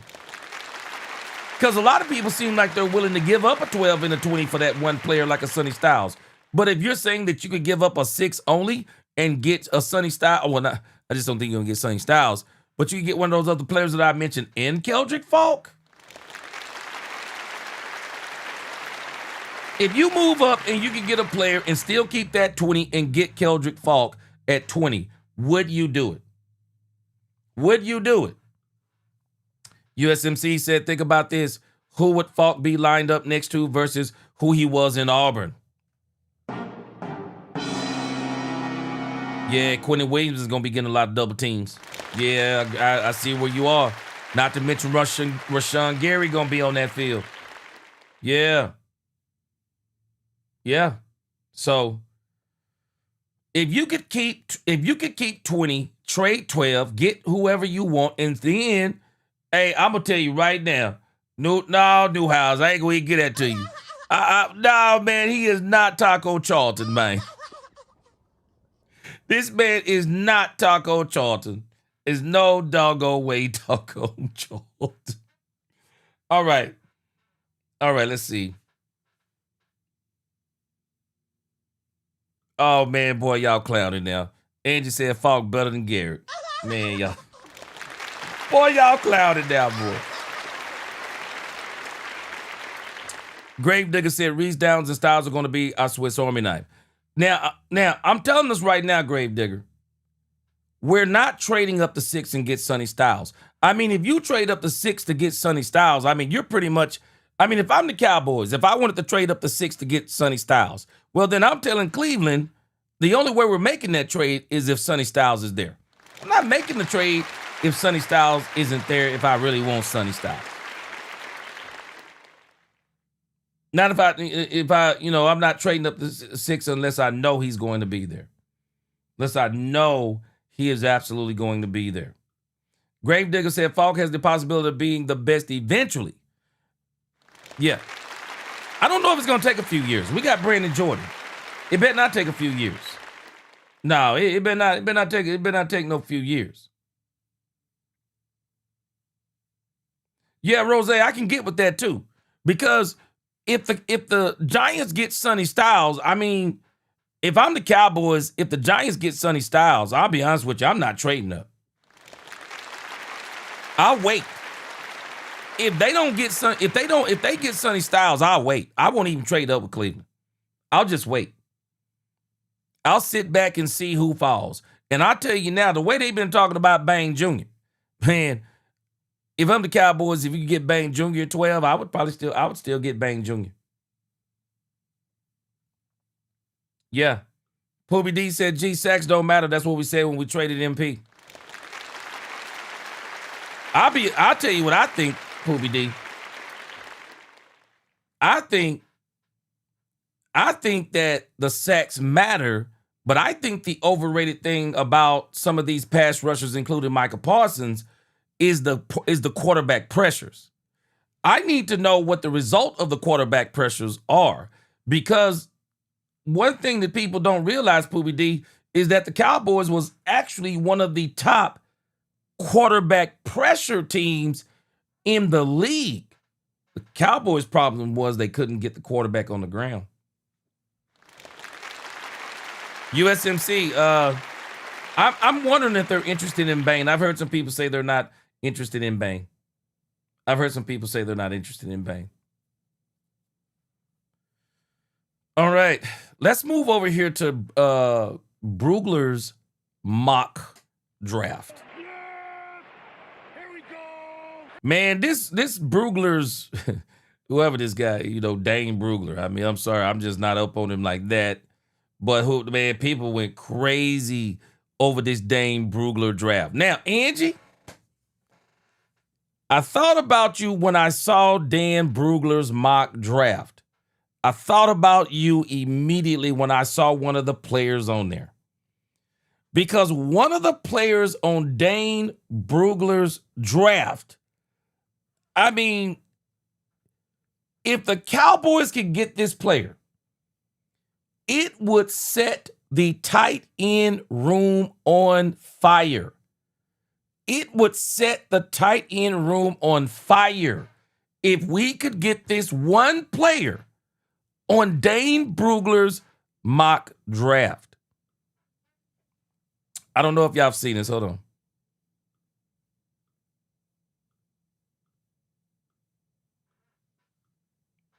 Let me close out some of these tabs.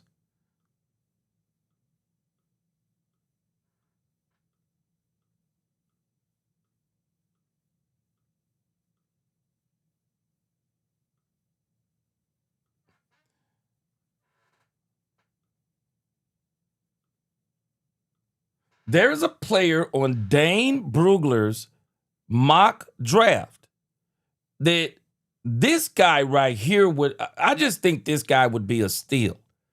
So, this is Dane Brugler's mock draft that got everybody going nuts. This draft is dependent upon. Hey, Angie, you must have already knew where I was going. You must have already saw this. Because the moment I saw this list, I said, boy, I cannot wait to show this to Angie. Because I said, I know Angie gonna love this. As soon as I saw this, I said, I know Angie gonna love this. Well, this is dependent upon the Cowboys trading up and getting Sonny Styles. Now, he has the Cowboys picking 2 players. And I'm telling y'all right now, this is a prime example of everybody is so hooked on those top 6 or 7 players. We already glimpsed at trading Stooks. This dude, trading Stooks, can absolutely play. This cornerback, trading Stooks, can absolutely play. There's an edge on here named Romello Height. I'm going to have to go back and look at some of these players. Chris McClellan looks like O-line. Charles Demings, cornerback out of SFA. Then there is a guard, Alex Harkey. Michael Angie. Have you seen this guy? Michael Trigg? Whoo, man. Has anybody seen this guy, Michael Trigg? And some of y'all watch college football. If you watch Baylor, y'all already know who this is. And then they got a guy by the name of Conga. This Michael Trigg. This dude here. This dude here would upgrade the Dallas Cowboys tight end room. Oh, Jose, we already sold on Jacob Rodriguez. But again, now, Jose, here's the problem. Why is Jacob Rodriguez not on here? Because Jacob Rodriguez is going to be a first-round draft pick. If the Cowboys would have to give up a 12 and a 20 to get Sonny Styles, that means they gave up the 12 and the 20. No, Jacob Rodriguez is a first-round draft pick. I would love for the Cowboys to get Jacob Rodriguez. But if they give up a 12 and a 20, they're not getting Jacob Rodriguez. They're not getting him. But this dude, Michael Trigg, I gotta do a little bit more research on him, but from what I've seen early, I mean, if you could get Michael Trigg in the 5th round, oh man, that tight end room turns dynamic overnight. Overnight. And so the two players I want to look at from the Dane Bruglers. Okay, hold on a second. Hold on.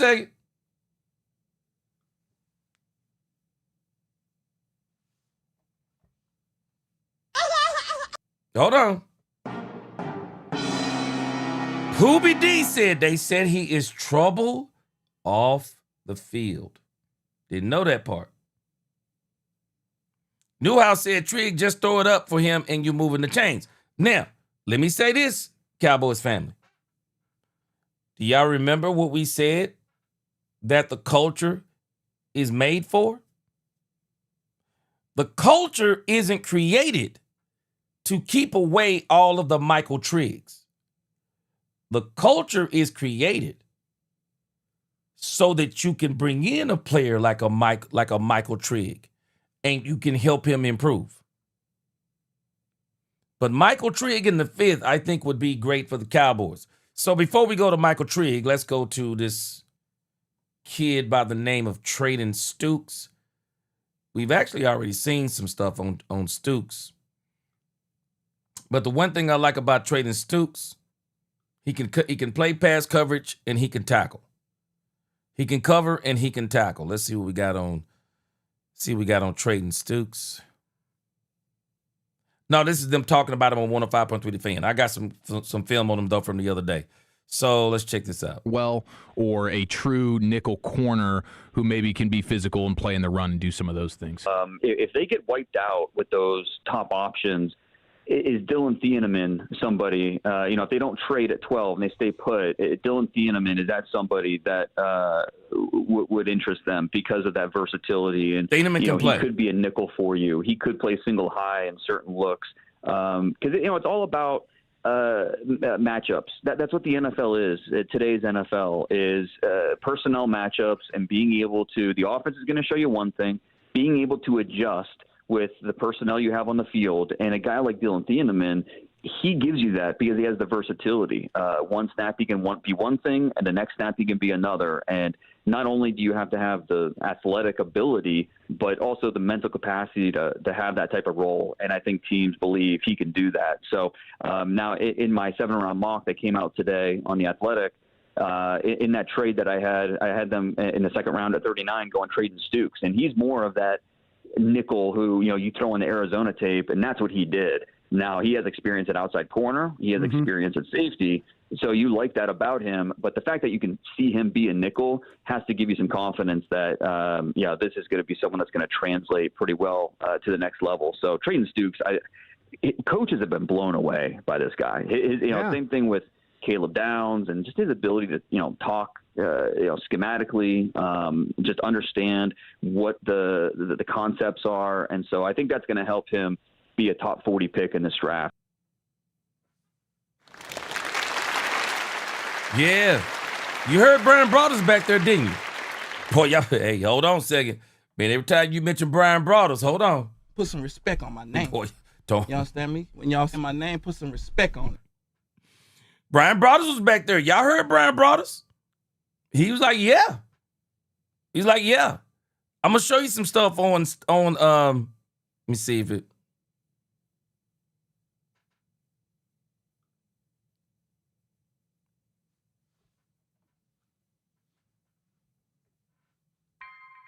Show you some stuff on this guy. We've already looked at him, but I'm telling you, bro. Telling you, brothers and sisters. Stoop. Oh, he can fit that system we're talking about. Check him out.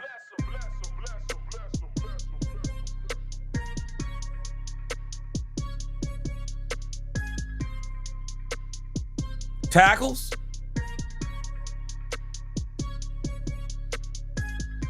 Quick. Read, react. Here he is again. Hey man, this dude ain't no slouch.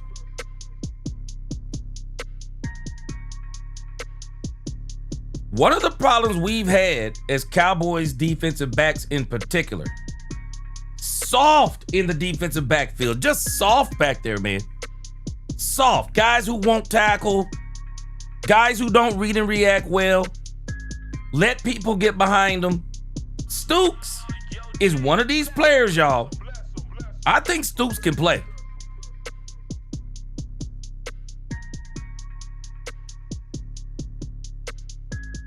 Yeah, he don't mind getting in there mixing it up, man.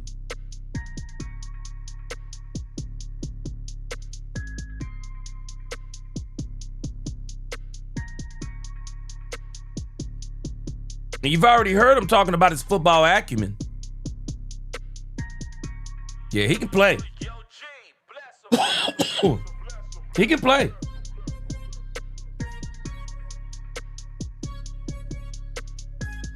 Sebastian said very deep cornerback draft class from 1st to 7th round. Yeah, Sebastian, he can play. This one of them guys you could get, man, get a steal on this dude. Newhouse said he like Chris Johnson from Cincinnati. See, everybody's so enamored about the top 11 picks. Man, there are picks beyond the top 11. There are players out there. Uh-oh. Bama boy, you know we're going to have to at least get one. It's our tradition. We're going to get one. Whoever is the best player in the USFL this coming season, we're going to get one of them. Whoever the top 5 players are.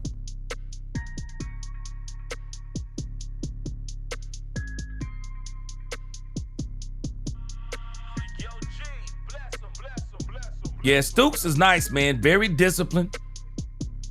Obviously, he can play in zone. Can play zone. And again, he can tackle, man. He can tackle. That's a big deal for us.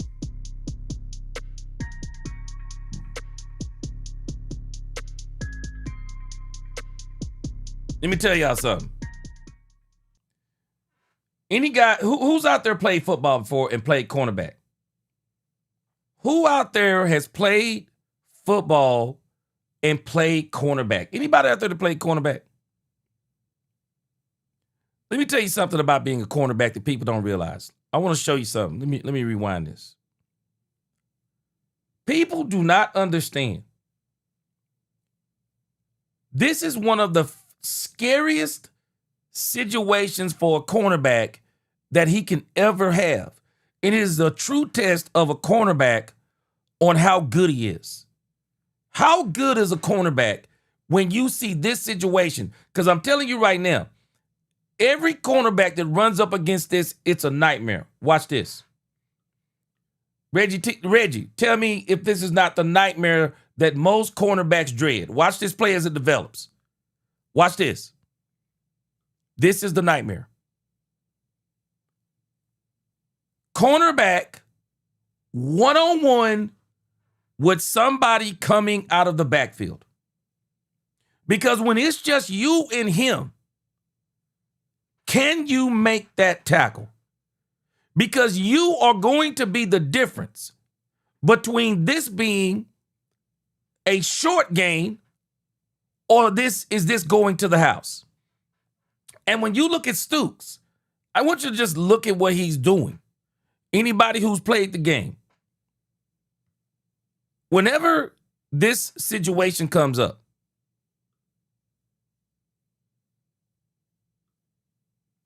hold on, I don't even know what this is asking me. Hold on. Oh, I see. Hold on. So whenever this situation comes up, let me see if I can get back to that.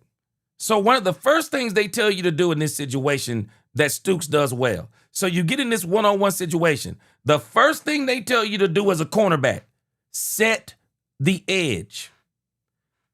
Don't let that running back put a move on you and get outside of you. Because look at the field. If he allows him to make a move and get on the edge, it's a foot race. And this play right here, that may be about 9 to 10, this is going to be about 20 to 30, if not going to the crib. Corners have to, this is a nightmare for a lot of corners. But Stooks plays it perfect. Sets up that outside and pushes him back inside. But of course he makes the tackle, but he pushes him back inside toward where all of the pursuit is. That is a very nice play by Stooks that people won't recognize. That is a very nice play. Yes, sir. That's it, Reggie TX. And a lot of people don't understand, Reggie. They take for granted at how tough that is at times. That is tough for cornerbacks to have that discipline to break down and not give up that edge. Whatever you do, even if you don't make the tackle, push the player back inside where you have the safety help. Linebackers can come over and pursue all those things. Man, Stooks can play. And I believe what they were just, hey, the dude, the dude who does the mock drafts we're talking about, Dane Brugler, was saying a lot of people are impressed by this dude. I can see it. I can absolutely see it. I mean, he's jumping off the tape on you, man. I mean, look at his read and react. I mean, he's jumping off the tape when you're looking at him. He's doing little stuff, man, that you don't even, I mean, he's obviously had some good coaching. I mean, just watch him. When he comes out of this next play, I mean, he's reading this, and immediately once he sees the quarterback locks them eyes in, he reacts. He's already reacting before the ball gets in the air. He gets in and makes a great tackle. Boom. Yeah, Stoops can play. And always sets the edge. I like it. Angie, you better stop playing talking about trade up for an offensive tackle. Cowboys will come out of this thing with whatever. Who was that? Ferragamo or whatever his name is, or Maui Goa. They'll come out of this thing with Maui Goa. Got some speed. Came from the other side of the field to get that one.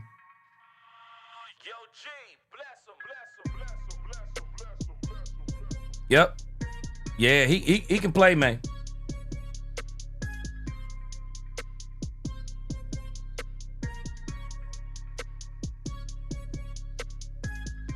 All right.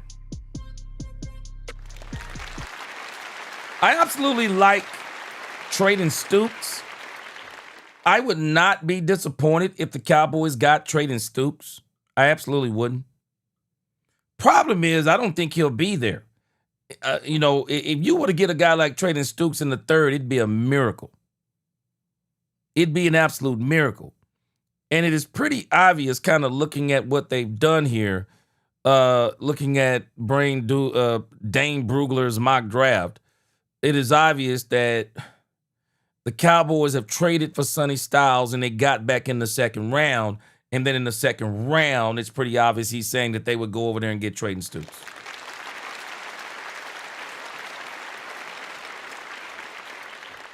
Gravedigger, let me tell you something. Man, y'all go ahead and keep making them jokes.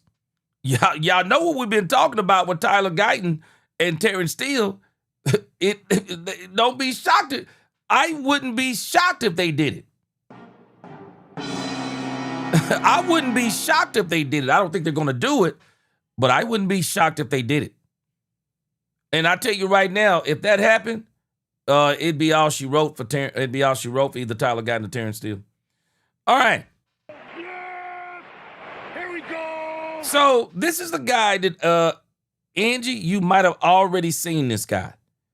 But I want you to look at this guy on tape. His name is Michael Trigg. Michael Trigg. This is he has to be one of the most dynamic tight ends in this entire draft. He's got to be one of the most dynamic.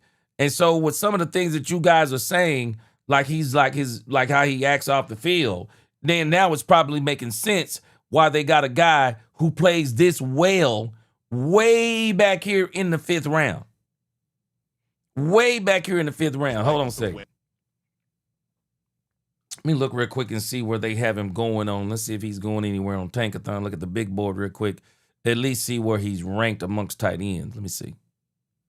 Okay, so it looks like as far as the tight ends coming out, I mean, he's the 6th, at least this is what this looks like. He's the 6th best rated tight end in this thing. Yeah. Michael Trigg. Yeah, he's this guy Michael Trigg, man. This dude here. I mean, look at his average per catch. 13.9. I mean, he basically George Pickens at the tight end position. I mean, we brought George Pickens in and improved, and at least as far as we can tell, George has been a lot better. But maybe we can get him in here, and maybe he'll be a lot better. All right, let's check this guy out. Let's check out old Trigg, Michael Trigg, and see what they saying about him. Got a lot of good things to say about him. If you're catching this on the replay, this may have to be deleted because I know once you start looking at this stuff, let me see if I can not do it full screen and maybe I can do it like this. Maybe we won't get hit. Got a couple of clips of Michael Trigg. Let's hear what they're saying about him. 6'4", 245 pounds, runs like the wind, catches more like a receiver than a tight end, has a 6'7" wingspan. I've known this young man since he was 10 years old. Grew up. Angie, could we use this on the Cowboys over Ferg? I think we overpaid Ferg, but hey, Ferg is here for now. But I would love to bring a guy like this in case you could get from under that contract next year. My son grew up around this kid, went to a rival high school. I know his dad, so I've seen this kid grow up. Oh my gosh! Always been a quote unquote baller. You got mossed. When he gets on the field, he has attitude and the swagger that he emits when he goes out and runs his routes. I mean, he's a one-on-one matchup nightmare. Think about David Njoku or someone like that, one of these talented tight ends that looks like a receiver, but is just so athletic and smooth. Man, this guy here. We need this guy. Hey, man, we did some favors for Dez Bryant when Dez Bryant was here, man. We need Trigg and we need Michael Trigg in the tight end room, man. It looks like something happened on his pro day. He tweaked a hamstring at the combine and on his pro day. So I don't know, that could be a red. That's another reason why he may be way down there in the 5th round with as dynamic as he is. But man, he looks to be a really good looking tight end. Hey, man. Hey. I don't know about y'all. Man, I don't know, man. I'd be willing to bring Michael. If you telling me I can get Michael Trigg in the 5th, man, I might have to.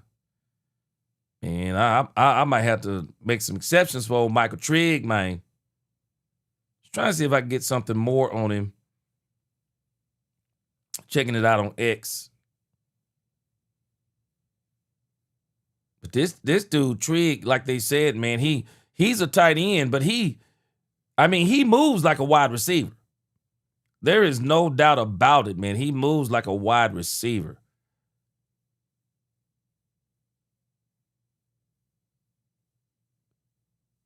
We see some here, Gridiron. Is it the black? It's like they tried to copy Texas. But I'll try to get some more on him over the coming days. In the grand scheme of things, I don't want to overexert myself on looking at these coulda, woulda, shoulda players, because the problem is, for as much as Dane Brugler. Now, it sounds like Dane Brugler, if you're listening to Dane Brugler, it sounds like to me that Dane Brugler has talked to somebody and maybe they've kind of given him a couple of yeses and nos and things of that nature. So I don't want to do too much research on it because the Cowboys won't even get him. And that's the part for me I struggle with on these mock drafts is the investment sometimes put on players. I mean, if it was my job, I guess I would. But, I'm not. I can't do the mock draft stuff. When people put them out and everybody's talking about it, I'll do it. But I really can't deal with it. All right, let's get to our last couple of segments. Yes! Here we go! Got to go to dinner tonight. So let's do our last couple of segments. Cowboys Nation, let me ask y'all a question. We've been talking about this stuff with George Pickens. Well, we hadn't been talking about Brandon Aubrey for a while. Well, it is D-Day for Brandon Aubrey. Tomorrow with Brandon Aubrey, the rubber is about to meet the road. Brandon Aubrey, I'm not sure if y'all knew this. But Brandon Aubrey has until tomorrow to sign that tender. Brandon Aubrey has until tomorrow to sign that tender. And my question is, has Jerry Jones outsmarted, and Reggie, and that's where I'm going. Has Jerry Jones outsmarted David Mulugeta? Has he outsmarted him? Because Jerry Jones has two very good players that could absolutely be in the top 5 paid players in the league. Jerry has got one of them on a restricted free agent tender, and he's got the other one on a non-exclusive tag that they can't get from up under. And so when you think about the thing with Brandon Aubrey, I don't know if y'all seen this. Brandon Aubrey actually has until tomorrow to sign that deal, and I don't know what it means after that. Have a good night, Robert Dillon. I'm gonna follow you up here in a moment as the world turns. Hey, I don't know if it's as the world turns right now, Robert Dudley. I've been watching this new soap opera over on Paramount. Angie and the other ladies, even the men. I watched this with my wife, but I've been getting sick of it lately. There's a new soap opera out there called Beyond, I think it's Beyond the Gates. Beyond the Gates on Paramount. So now it's not as the world turns, it's Beyond the Gates. Bama boy, are you playing? What's going on, Bernard Field? Bama boy, you playing? Hold on a second, man.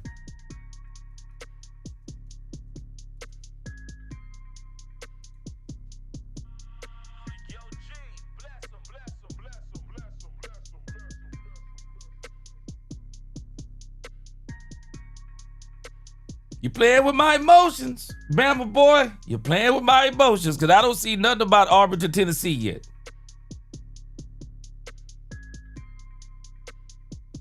Appreciate you, JCT Slice. Same to you. Best chat on YouTube. You're a part of it. Booby D, do you watch Beyond the Gates? Angie, I don't either. But you got to check out Beyond the Gates. It's a little bit different. I don't like soap operas either. But Beyond the Gates is a little bit different. It's out there. It's different. Demetrius says, gee, it means he doesn't get to play and he won't get paid either. Demetrius, tell me what you're thinking. Does he sign tomorrow? Cowboys got him where they want him. They absolutely got him where they want him. Says right here. Adam Schefter reported it today. It's quietly under the radar. Cowboys restricted free agent kicker Brandon Aubrey has until Friday to sign an offer sheet with another team. If he doesn't, Dallas retains his rights for the 2026 season. With time running out and no offer forthcoming, Aubrey now looks destined to remain in Dallas in 2026.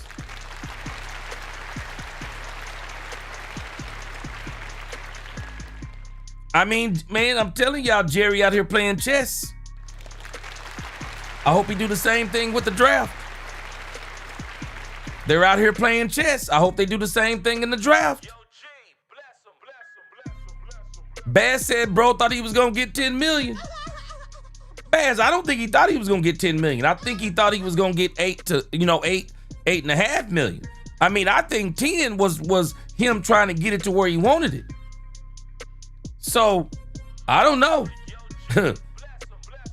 Man, Demetrius said right now his pride may get the best of him. This is Brandon Aubrey.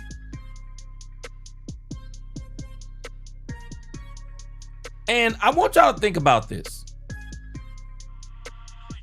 A lot of people say stuff like, yeah, man. I see people say stuff like, yeah, man, there's no market for Aubrey. Understand what I'm telling you. The restricted free agent tender, it is not designed to test the market. The restricted free agent tender is to scare away the market. Jerry Jones fully knew this. Just like George Pickens. People keep talking about George, talking about, yeah, man, ain't no market for George. Nobody wanted him. No. That's the whole point of the non-exclusive tag. It's not to test the market. It's to scare away the market. Because you tender him for $5.8 million and then you dare a team to overpay for Brandon Aubrey. You double dare a team. Yeah, tender $5.8 million. What you gonna pay him? Because if you pay him $6 million, now watch how they cornered Brandon Aubrey. The Cowboys right now, they probably have a deal out there for Brandon Aubrey at around 6.5, 6.7, or 6.8. The tender is at 5.8, something like that, right? So when you do the restricted free agent tender, you say 5.7 for this year. And then you turn around and say, now somebody come out here and y'all come out, we dare y'all to come out here and overpay Brandon Aubrey. Because if you come at 6, we're going to match it. If you come at 6.2, we're going to match it. If you come at 6.5, we're going to match it. If you come at 6.7, 6.8, well, that's what we already had on the table for you, Brandon. But then if a team says, well, we're going 7.3, 7.5, Cowboys said, give me that pick, see you later. That's what this was designed to do. Angie, can I drop a golden nugget? Let me drop a golden nugget real quick.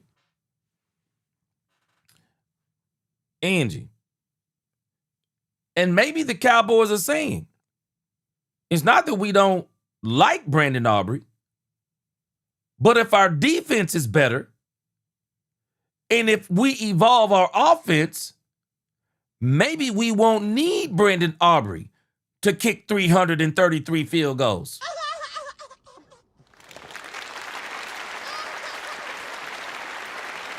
maybe if we would do better on offense and especially on defense, maybe we don't need a kicker that can kick it from the parking lot. Now, I'm a proponent that the Cowboys need to sign Brandon Aubrey. But Jerry Jones has played chess in this. And I believe that now, Brandon Aubrey, he been out in these streets, Reggie TX. Aubrey been out in these streets. He been out in these, in these contract streets. He been out here trying to talk and make a few little threats and things of that nature. Now, Jerry Jones, tomorrow, is going to say, now, get your butt on in here. Yeah, no, I don't need no more talking. Brandon, get your butt on in here and sign that contract we had on the table in the beginning. Get your butt in here and sign that contract. Stop acting a fool. Angie, you ain't lying. They said Christian Parker got it.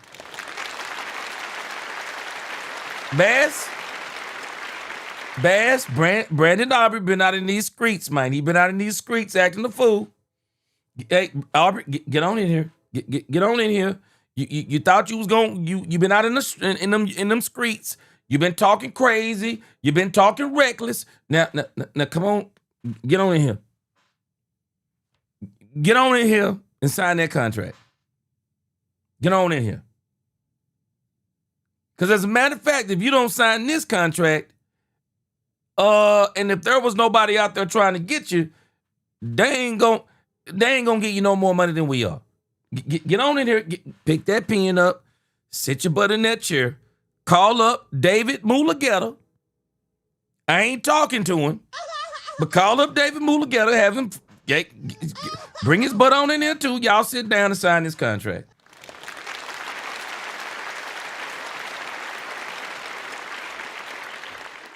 But Jerry Jones has put tremendous pressure on Brandon Aubrey and George Pickens. Terry Tatum, Terry. Come on. You remember Terry back in the day when you'd act a fool and you thought you was smarter than your mama? You done got 18 and 19 and go out there and mess up. Then when you come to your mama be, come on in here. Come on in here now and sit your butt down somewhere. Now you done found out fat meat greasy.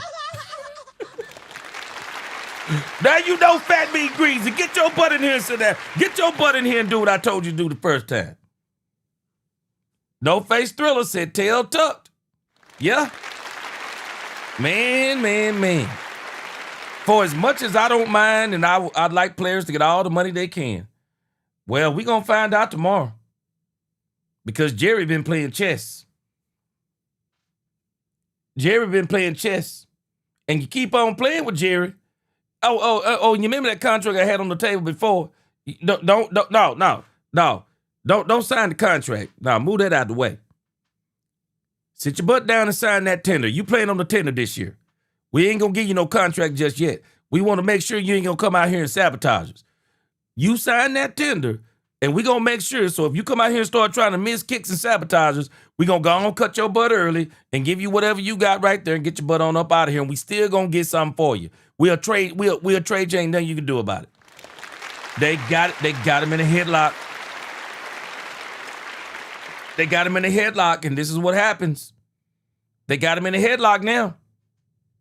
They really do. they got him in a headlock now. Angie, I agree with you. I would have paid him before Ferg, but the problem is, Angie, I don't think you could have paid him. Because I think Brandon Aubrey had planned all along with David Mulugeta. Angie, he was getting $8 million a year. He had it planned already. I believe it. He had it planned already. Shoot, Demetrius Noel, the replacement referee's being trained while we speak. And once go a couple of weeks. Demetrius Noel, go a couple of weeks. Man, they're going to start introducing all that artificial intelligence and the cameras and upstairs and making them calls. Shoot, man, them referees going to get on this phone. Hey, please, okay, come on up in here. You're part-time like you was before. Get your butt somewhere and sit down because you ain't going to be full-time in here. Y'all already got a full-time job. You ain't coming up in this thing double dipping. Sit your butt down somewhere. We'll re-implement you when we get ready. Sit your butt down somewhere. Eddie said Aubrey was rebelling last season with him. Well, I can tell you this right now, Edge. I can tell you right now. He done played chess. So we gonna see. It's his move tomorrow. It's his move tomorrow. No doubt about it. It's his move tomorrow. Is he signing that tender? Is he willing to hold out? Because I'm gonna tell y'all, man, ooh, man, pride comes before the fall. Man, sometimes you gotta be careful. Davion Wallace, yeah, Todd France. Yes, sir. Hey, Davion Wallace. They all one and the same, trust me. They one and the same, Davion Wallace. Hey, people be giving David Mulugeta all the business. Todd France, the same way. Todd France also be out there getting them huge contracts for players. He the same way. He the same way. Shoot, Terry Tatum said he got to keep driving that Prius. So, man, Glenn Harrison said, as my granny used to say, you're too smart for your own britches. Shoot. Oh, Bernard Field said, Jerry grabbed everybody here and said, come on in here. Sign this. Write your name on this paper. Hey, man. Hey, sign this contract. Jerry, sign this contract. No, hold on. Move that contract out of the way. No, because when you remember how they used to do you when you were young? No. You remember when I tried to give you that before? You didn't want it. No, you didn't want it before. You about to find out fat meat greasy. Move that contract out the way. Now that other one, that tender, that's the one we want you to sign. That tender. You signing that tender. That's what we want. We want you to sign. Move that contract out the way, man. Move that contract out the way. I'm telling you, man, Jerry up in this thing playing checkers, man, and people ain't understanding it. Jerry up in there playing checkers, and I ain't gonna be no hypocrite, because I wanted them to sign Brandon Aubrey. But Brandon Aubrey done bet on himself now. He done bet on himself. And Reggie, people don't understand this, and Reggie, I know you and others understand this. You're playing a dangerous game when a team gets you in this situation. Because the restricted free agent tender, that is not designed, again, it is not designed for that player to test the market. It's designed to corner that player. It's designed to corner that player. That's what it's designed to do. We own you, bruh. That's what that thing is. We own you. You go out in them streets and act a fool all you want to, prodigal son. But you're going to find yourself out there in the mud with the swines. And guess what? Come on. Been waiting on you. Get your butt and start practicing kicking. We're going to need you to kick this year. Start practicing. Get your butt in there. Get out there, sign that tender, and get your butt out there on Monday. Start kicking them footballs. When you get put on one of those restricted free agent tenders, it is designed for nobody to come and rescue you. That's what it's designed for. It's designed for that. It's the same thing with George Pickens. That non-exclusive tag is not to say what is the market for George Pickens. That is not what that's for. That's for George Pickens to understand. You do realize we just cut the market off from you, right? Because nobody's going to pay you $40 million and give up 2 first-round picks. They're not going to wreck their draft and their salary cap. People ain't hearing me, as I say on Sundays. People ain't hearing me. Who's going to wreck their salary cap and their draft? Come on, man. You got to give me one or the other, bro. I can't wreck my draft and the salary cap. You got to give me one or the other one. But that non-exclusive tag says, now you're getting both. Not BOTH, BOF, both of them. You want to pay George Pickens $39 million a season? Paying. Give me them 2 first-round picks while you at it. Give them both to me. We're going to wreck you both ways. We're going to wreck your salary cap, and we're going to wreck your draft. Jerry out here playing chess, man. Unless somebody call tomorrow, Todd Friends better get on the phone. Todd Friends better get on the phone, start making some phone calls. Better get on the phone. This is Brandon Aubrey out here in them streets. Both of them, Bass. I'm gonna wreck you on both of them. Bass, y'all remember Cowboys Nation. Y'all remember Brandon Aubrey? This was Brandon Aubrey just a few weeks ago. This is Brandon Aubrey. It says, although it may not have been the preferred choice, Aubrey received the second-round tender from the Cowboys this offseason. Man, let me tell y'all something right now. We're finna come full circle on this Brandon Aubrey discussion. For as much as I want the Cowboys to sign Brandon Aubrey tomorrow is out of options.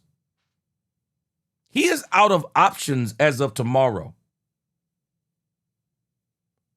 And if somebody were to swoop in tomorrow, the Cowboys are getting a second-round pick.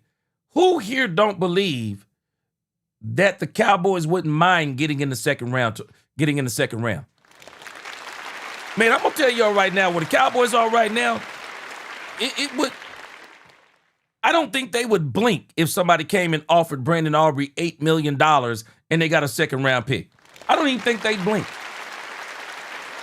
I think they'd love to have a second-round pick because it would be more draft capital. But this is Brandon Aubrey out there in them streets a couple of weeks ago. Obviously, the tender is what the Cowboys have talked about, and it's a good problem to have, Aubrey said via Joseph Hoyt of the Dallas Morning News. It's a good amount of money. Now, I understand that because I ain't never been worth no $5.8 million. I mean, I ain't never been worth no $6.5 to $7 million as a kicker. But I'm also going to be careful and say, I ain't going to say it's a good amount of money. It's a whole lot of money. Says it's a good amount of money. And it's a big pay raise from before, but it's not the ideal for any player. We'll see what happens. I'm excited to be in this position. It's an opportunity for me, so I'm thankful for that. Now, I'm telling you, man, this is what happens when you get them doggone agents. Them agents be trying to take this stuff down to the wire, and you're the one suffering for it. So we're going to see tomorrow. Is he going to sign it? It says he's running out of time to gain leverage against the Cowboys. It says the deadline for restricted free agents to receive an offer sheet is this Friday. Shoot. Boy, Cowboys they went nuclear on Brandon Aubrey, man. They went nuclear on Brandon Aubrey. No, we ain't putting no kind of franchise tag or nothing like that on you now, bro. We gonna put the RFA on you. You got until April 17th, bro. We ain't giving you no long deadline. George got until July the 15th. You got until April the 17th. Coincidentally, right before the draft.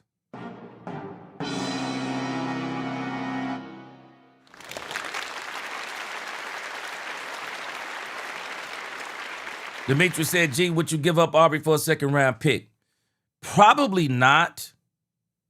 But I'm also not going to pay Brandon Aubrey no $9 and $10 million. I'm not going to pay Brandon Aubrey that kind of money. And especially, guess what? Check this out, Demetrius Noel. Especially when I don't have to. I got you. Yes, sir. Bernard Field said Jerry must have watched Let's Do It Again with Bill Cosby and Sidney Poitier. Gotcha. Y'all remember when Dave Chappelle used to say that? Gotcha. So tomorrow, the drama is mounting.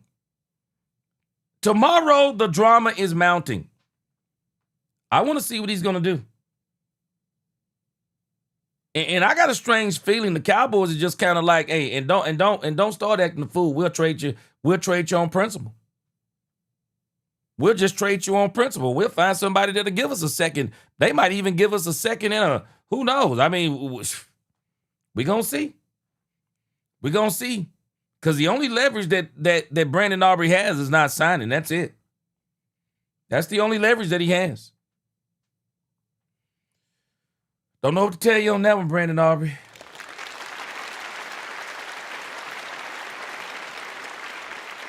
Don't know what to tell you on that, bro. Maybe you should just sign that. Maybe when the Cowboys are trying to make you the highest paid kicker, maybe you should have just signed it. You might should have just signed it. Shoot. Hey, Newhouse with a deadline, bruh. We ain't giving you the July 15th. We ain't giving you July 15th. Nah, we giving you the April 17th. Shoot, I bet you Brandon Aubrey right now. Boy, I bet you Brandon Aubrey's sweating bullets right now, boy. I bet Aubrey's sweating bullets right now. Bernard Fields said Aubrey had an invisible ink pen when he signed his contract. Man, shoot. Glenn Harrison said, breaking news tomorrow. Jerry, it was just funny with you. He said, where that contract at? Where that contract at, boy? Newhouse fans said he gonna be playing kickball if he don't sign that contract. They got him where they want him, man. True Cowboy, they got him where they want him. I didn't think they were gonna do it. But I'm telling you, man, ever since that Michael Parsons thing, man, Jerry and them done got a little bit. They've been kind of walking around with their chest stuck out a little bit, boy. Sure, Reggie said he's leaving the guest room tonight, G. Hey, Reggie, man, let me tell you something. Man, mess around and be playing with your wife, future boy. She'll be telling you, you won't get no sleep tonight. I told you should have signed that contract when they put it in front of you. Boy, your wife will tell you in a minute. Shoot, I told you. You listened to your agent. You told me your agent was smarter than me. And now here you are, you ain't gonna even get the money that they were offering you. No, man. Gotta be careful when you out there in them streets acting a fool, man. Angie said he's going back. He said he's going back to the USFL where he's appreciated. Angie, the problem is he'll be appreciated in the USFL, but he ain't gonna get paid. He ain't gonna get paid though, Angie. He ain't gonna get paid. That's gonna be the problem. He ain't gonna get paid. I don't even know if the entire USFL, all the teams combined, make $5 million. I don't even know if they all combined make $5 million, man. Bitch, you know what else? And he gonna wake up tomorrow and say, what do I say? Boy, crazy. Man said Jerry Jones not even gonna print out a Xerox copy of that contract. He's not even gonna waste the paper. He gonna tell Brandon to pull that cricket off paper out of his pocket and sign it. We gonna see tomorrow. Hey, this is gonna be this is gonna be the Cowboy story of tomorrow. This is going to be the Cowboy story tomorrow. He either gonna sign or he not. Oh man, boy, I'm telling you, boy. Shoot. Hey, Angie. Man, hey, Angie, tell me what you do that was your husband. He done turned down $6.8 million a year, $25 million guaranteed, and now you stuck with a tender of 5.77. Shoot. My wife would she wouldn't be arguing about it, but she would be throwing some subtle jabs. Why you turn that down again? Boy, ain't no doggone way, boy. Boomer D said they don't need kickers at the unemployment office. Golly, boy. Jerry done played chess on this, man. Jerry, I'm tired of playing with these agents, Steven. Jerry done told him. Brad Schottenheimer rolling that. Oh, Jerry, you gonna sign Brandon? He had his chances. Improve your offense and improve your defense. I gave you Christian Parker. I gave you Christian Parker.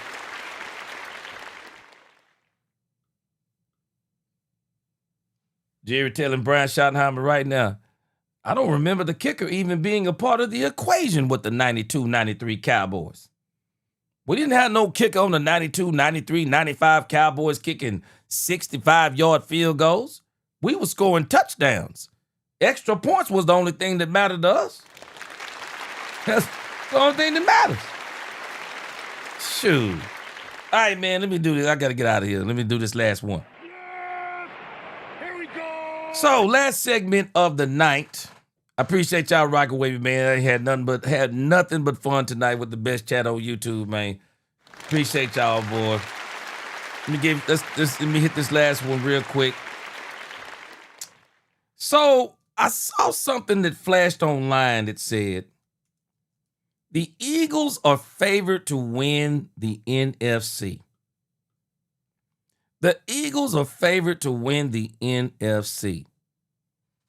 JCT Slice, it don't matter what Dak Prescott does. And I don't know, maybe they may be basing some of this on the defense.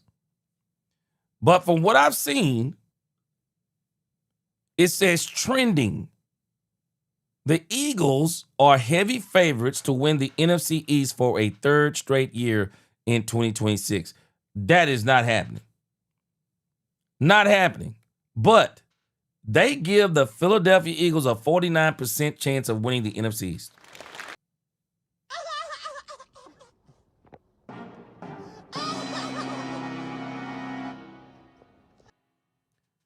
49% chance of winning the NFC East. Only give the Cowboys a 29% chance. We'll see if this goes up after the draft. But I believe the Cowboys are going to win the NFC East this year. It's going to be tough, but I think they're going to win it. Ain't no way the Eagles, with everything they have going on, they are going to win that thing 3 times in a row. All right, man. Let me read some of these comments before we get out of here. Boy, y'all got to be rolling tonight, boy. Doggone Jerry Jones, man. That man said, I told you, Aubrey. I told you athletes first. I'm tired of playing with y'all. Y'all thought I was done when I got rid of Michael Parsons? I'm not done with y'all. Jerry said, I ain't playing with y'all no more. Larry Golden said, heck no, we're going to pluck these Eagles feathers. Man, I'm with you, man. I believe the Cowboys are going to be much improved. Now, we're not going to put this pressure on Christian Parker that he's going to take the Cowboys from 32 to 10. But I can see the Cowboys somewhere around 18 to 25. And if you can get the Cowboys to about anywhere between 18 and 25, you're probably going to make the playoffs because you'll probably win about 3 to 4 more games than you would have won without Christian Parker. Andrew said Aubrey might get a sponsorship.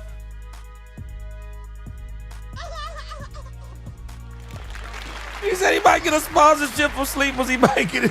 He got to make his money somehow. Hey, like he said, Angie, that's a good amount of money, but it's not ideal for the player. Well, we're going to see now tomorrow. Freddie said, if I'm Aubrey's son, I'd ask Brandon, Dad, can I ask you a question?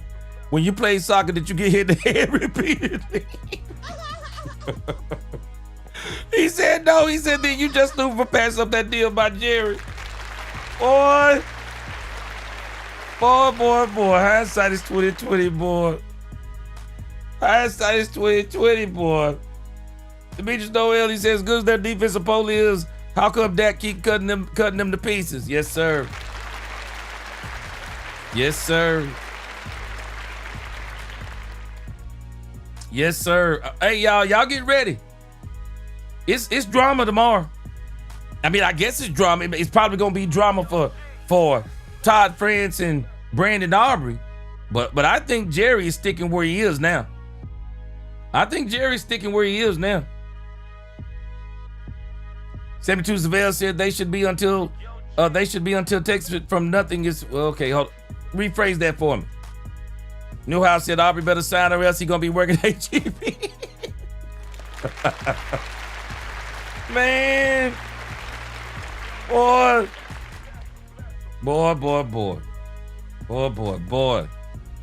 Christian Parker knows exactly what that defense is going to try against us. Yes, sir. Yes, sir. We might sweep them this year with him on the team. Yeah, we might be able to sweep him. Reggie said he can shave that kicking leg and hit Harry.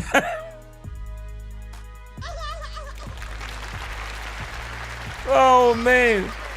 Bad said Aubrey don't sign. He go to work in Brunt boots. Hey, man.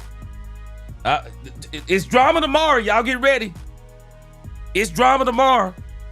I don't know when the time is, like what time of the day, but whatever that time is, it's drama tomorrow. Brandon Aubrey will be the story. If y'all hadn't really paid attention, a lot of times we are ahead on some of these stories. I talk about some of this stuff because I've been noticing there's some stuff that I talked about last week And people don't start talking about that stuff for about 4 or 5 days. So we've already brought it up here. Tomorrow, everybody gonna be talking about it. Or maybe they won't. I don't know. Maybe they won't. But I can tell you this, somebody gonna talk about it. And if nobody talk about it, I'm gonna talk about it tomorrow on Let's Talk Cowboys. Because I want to see what he gonna do. Man, I appreciate y'all rocking with me tonight. Best chat on YouTube. Until the next time, DC4L. God bless. Let's Talk Cowboys. We talk facts. Peace.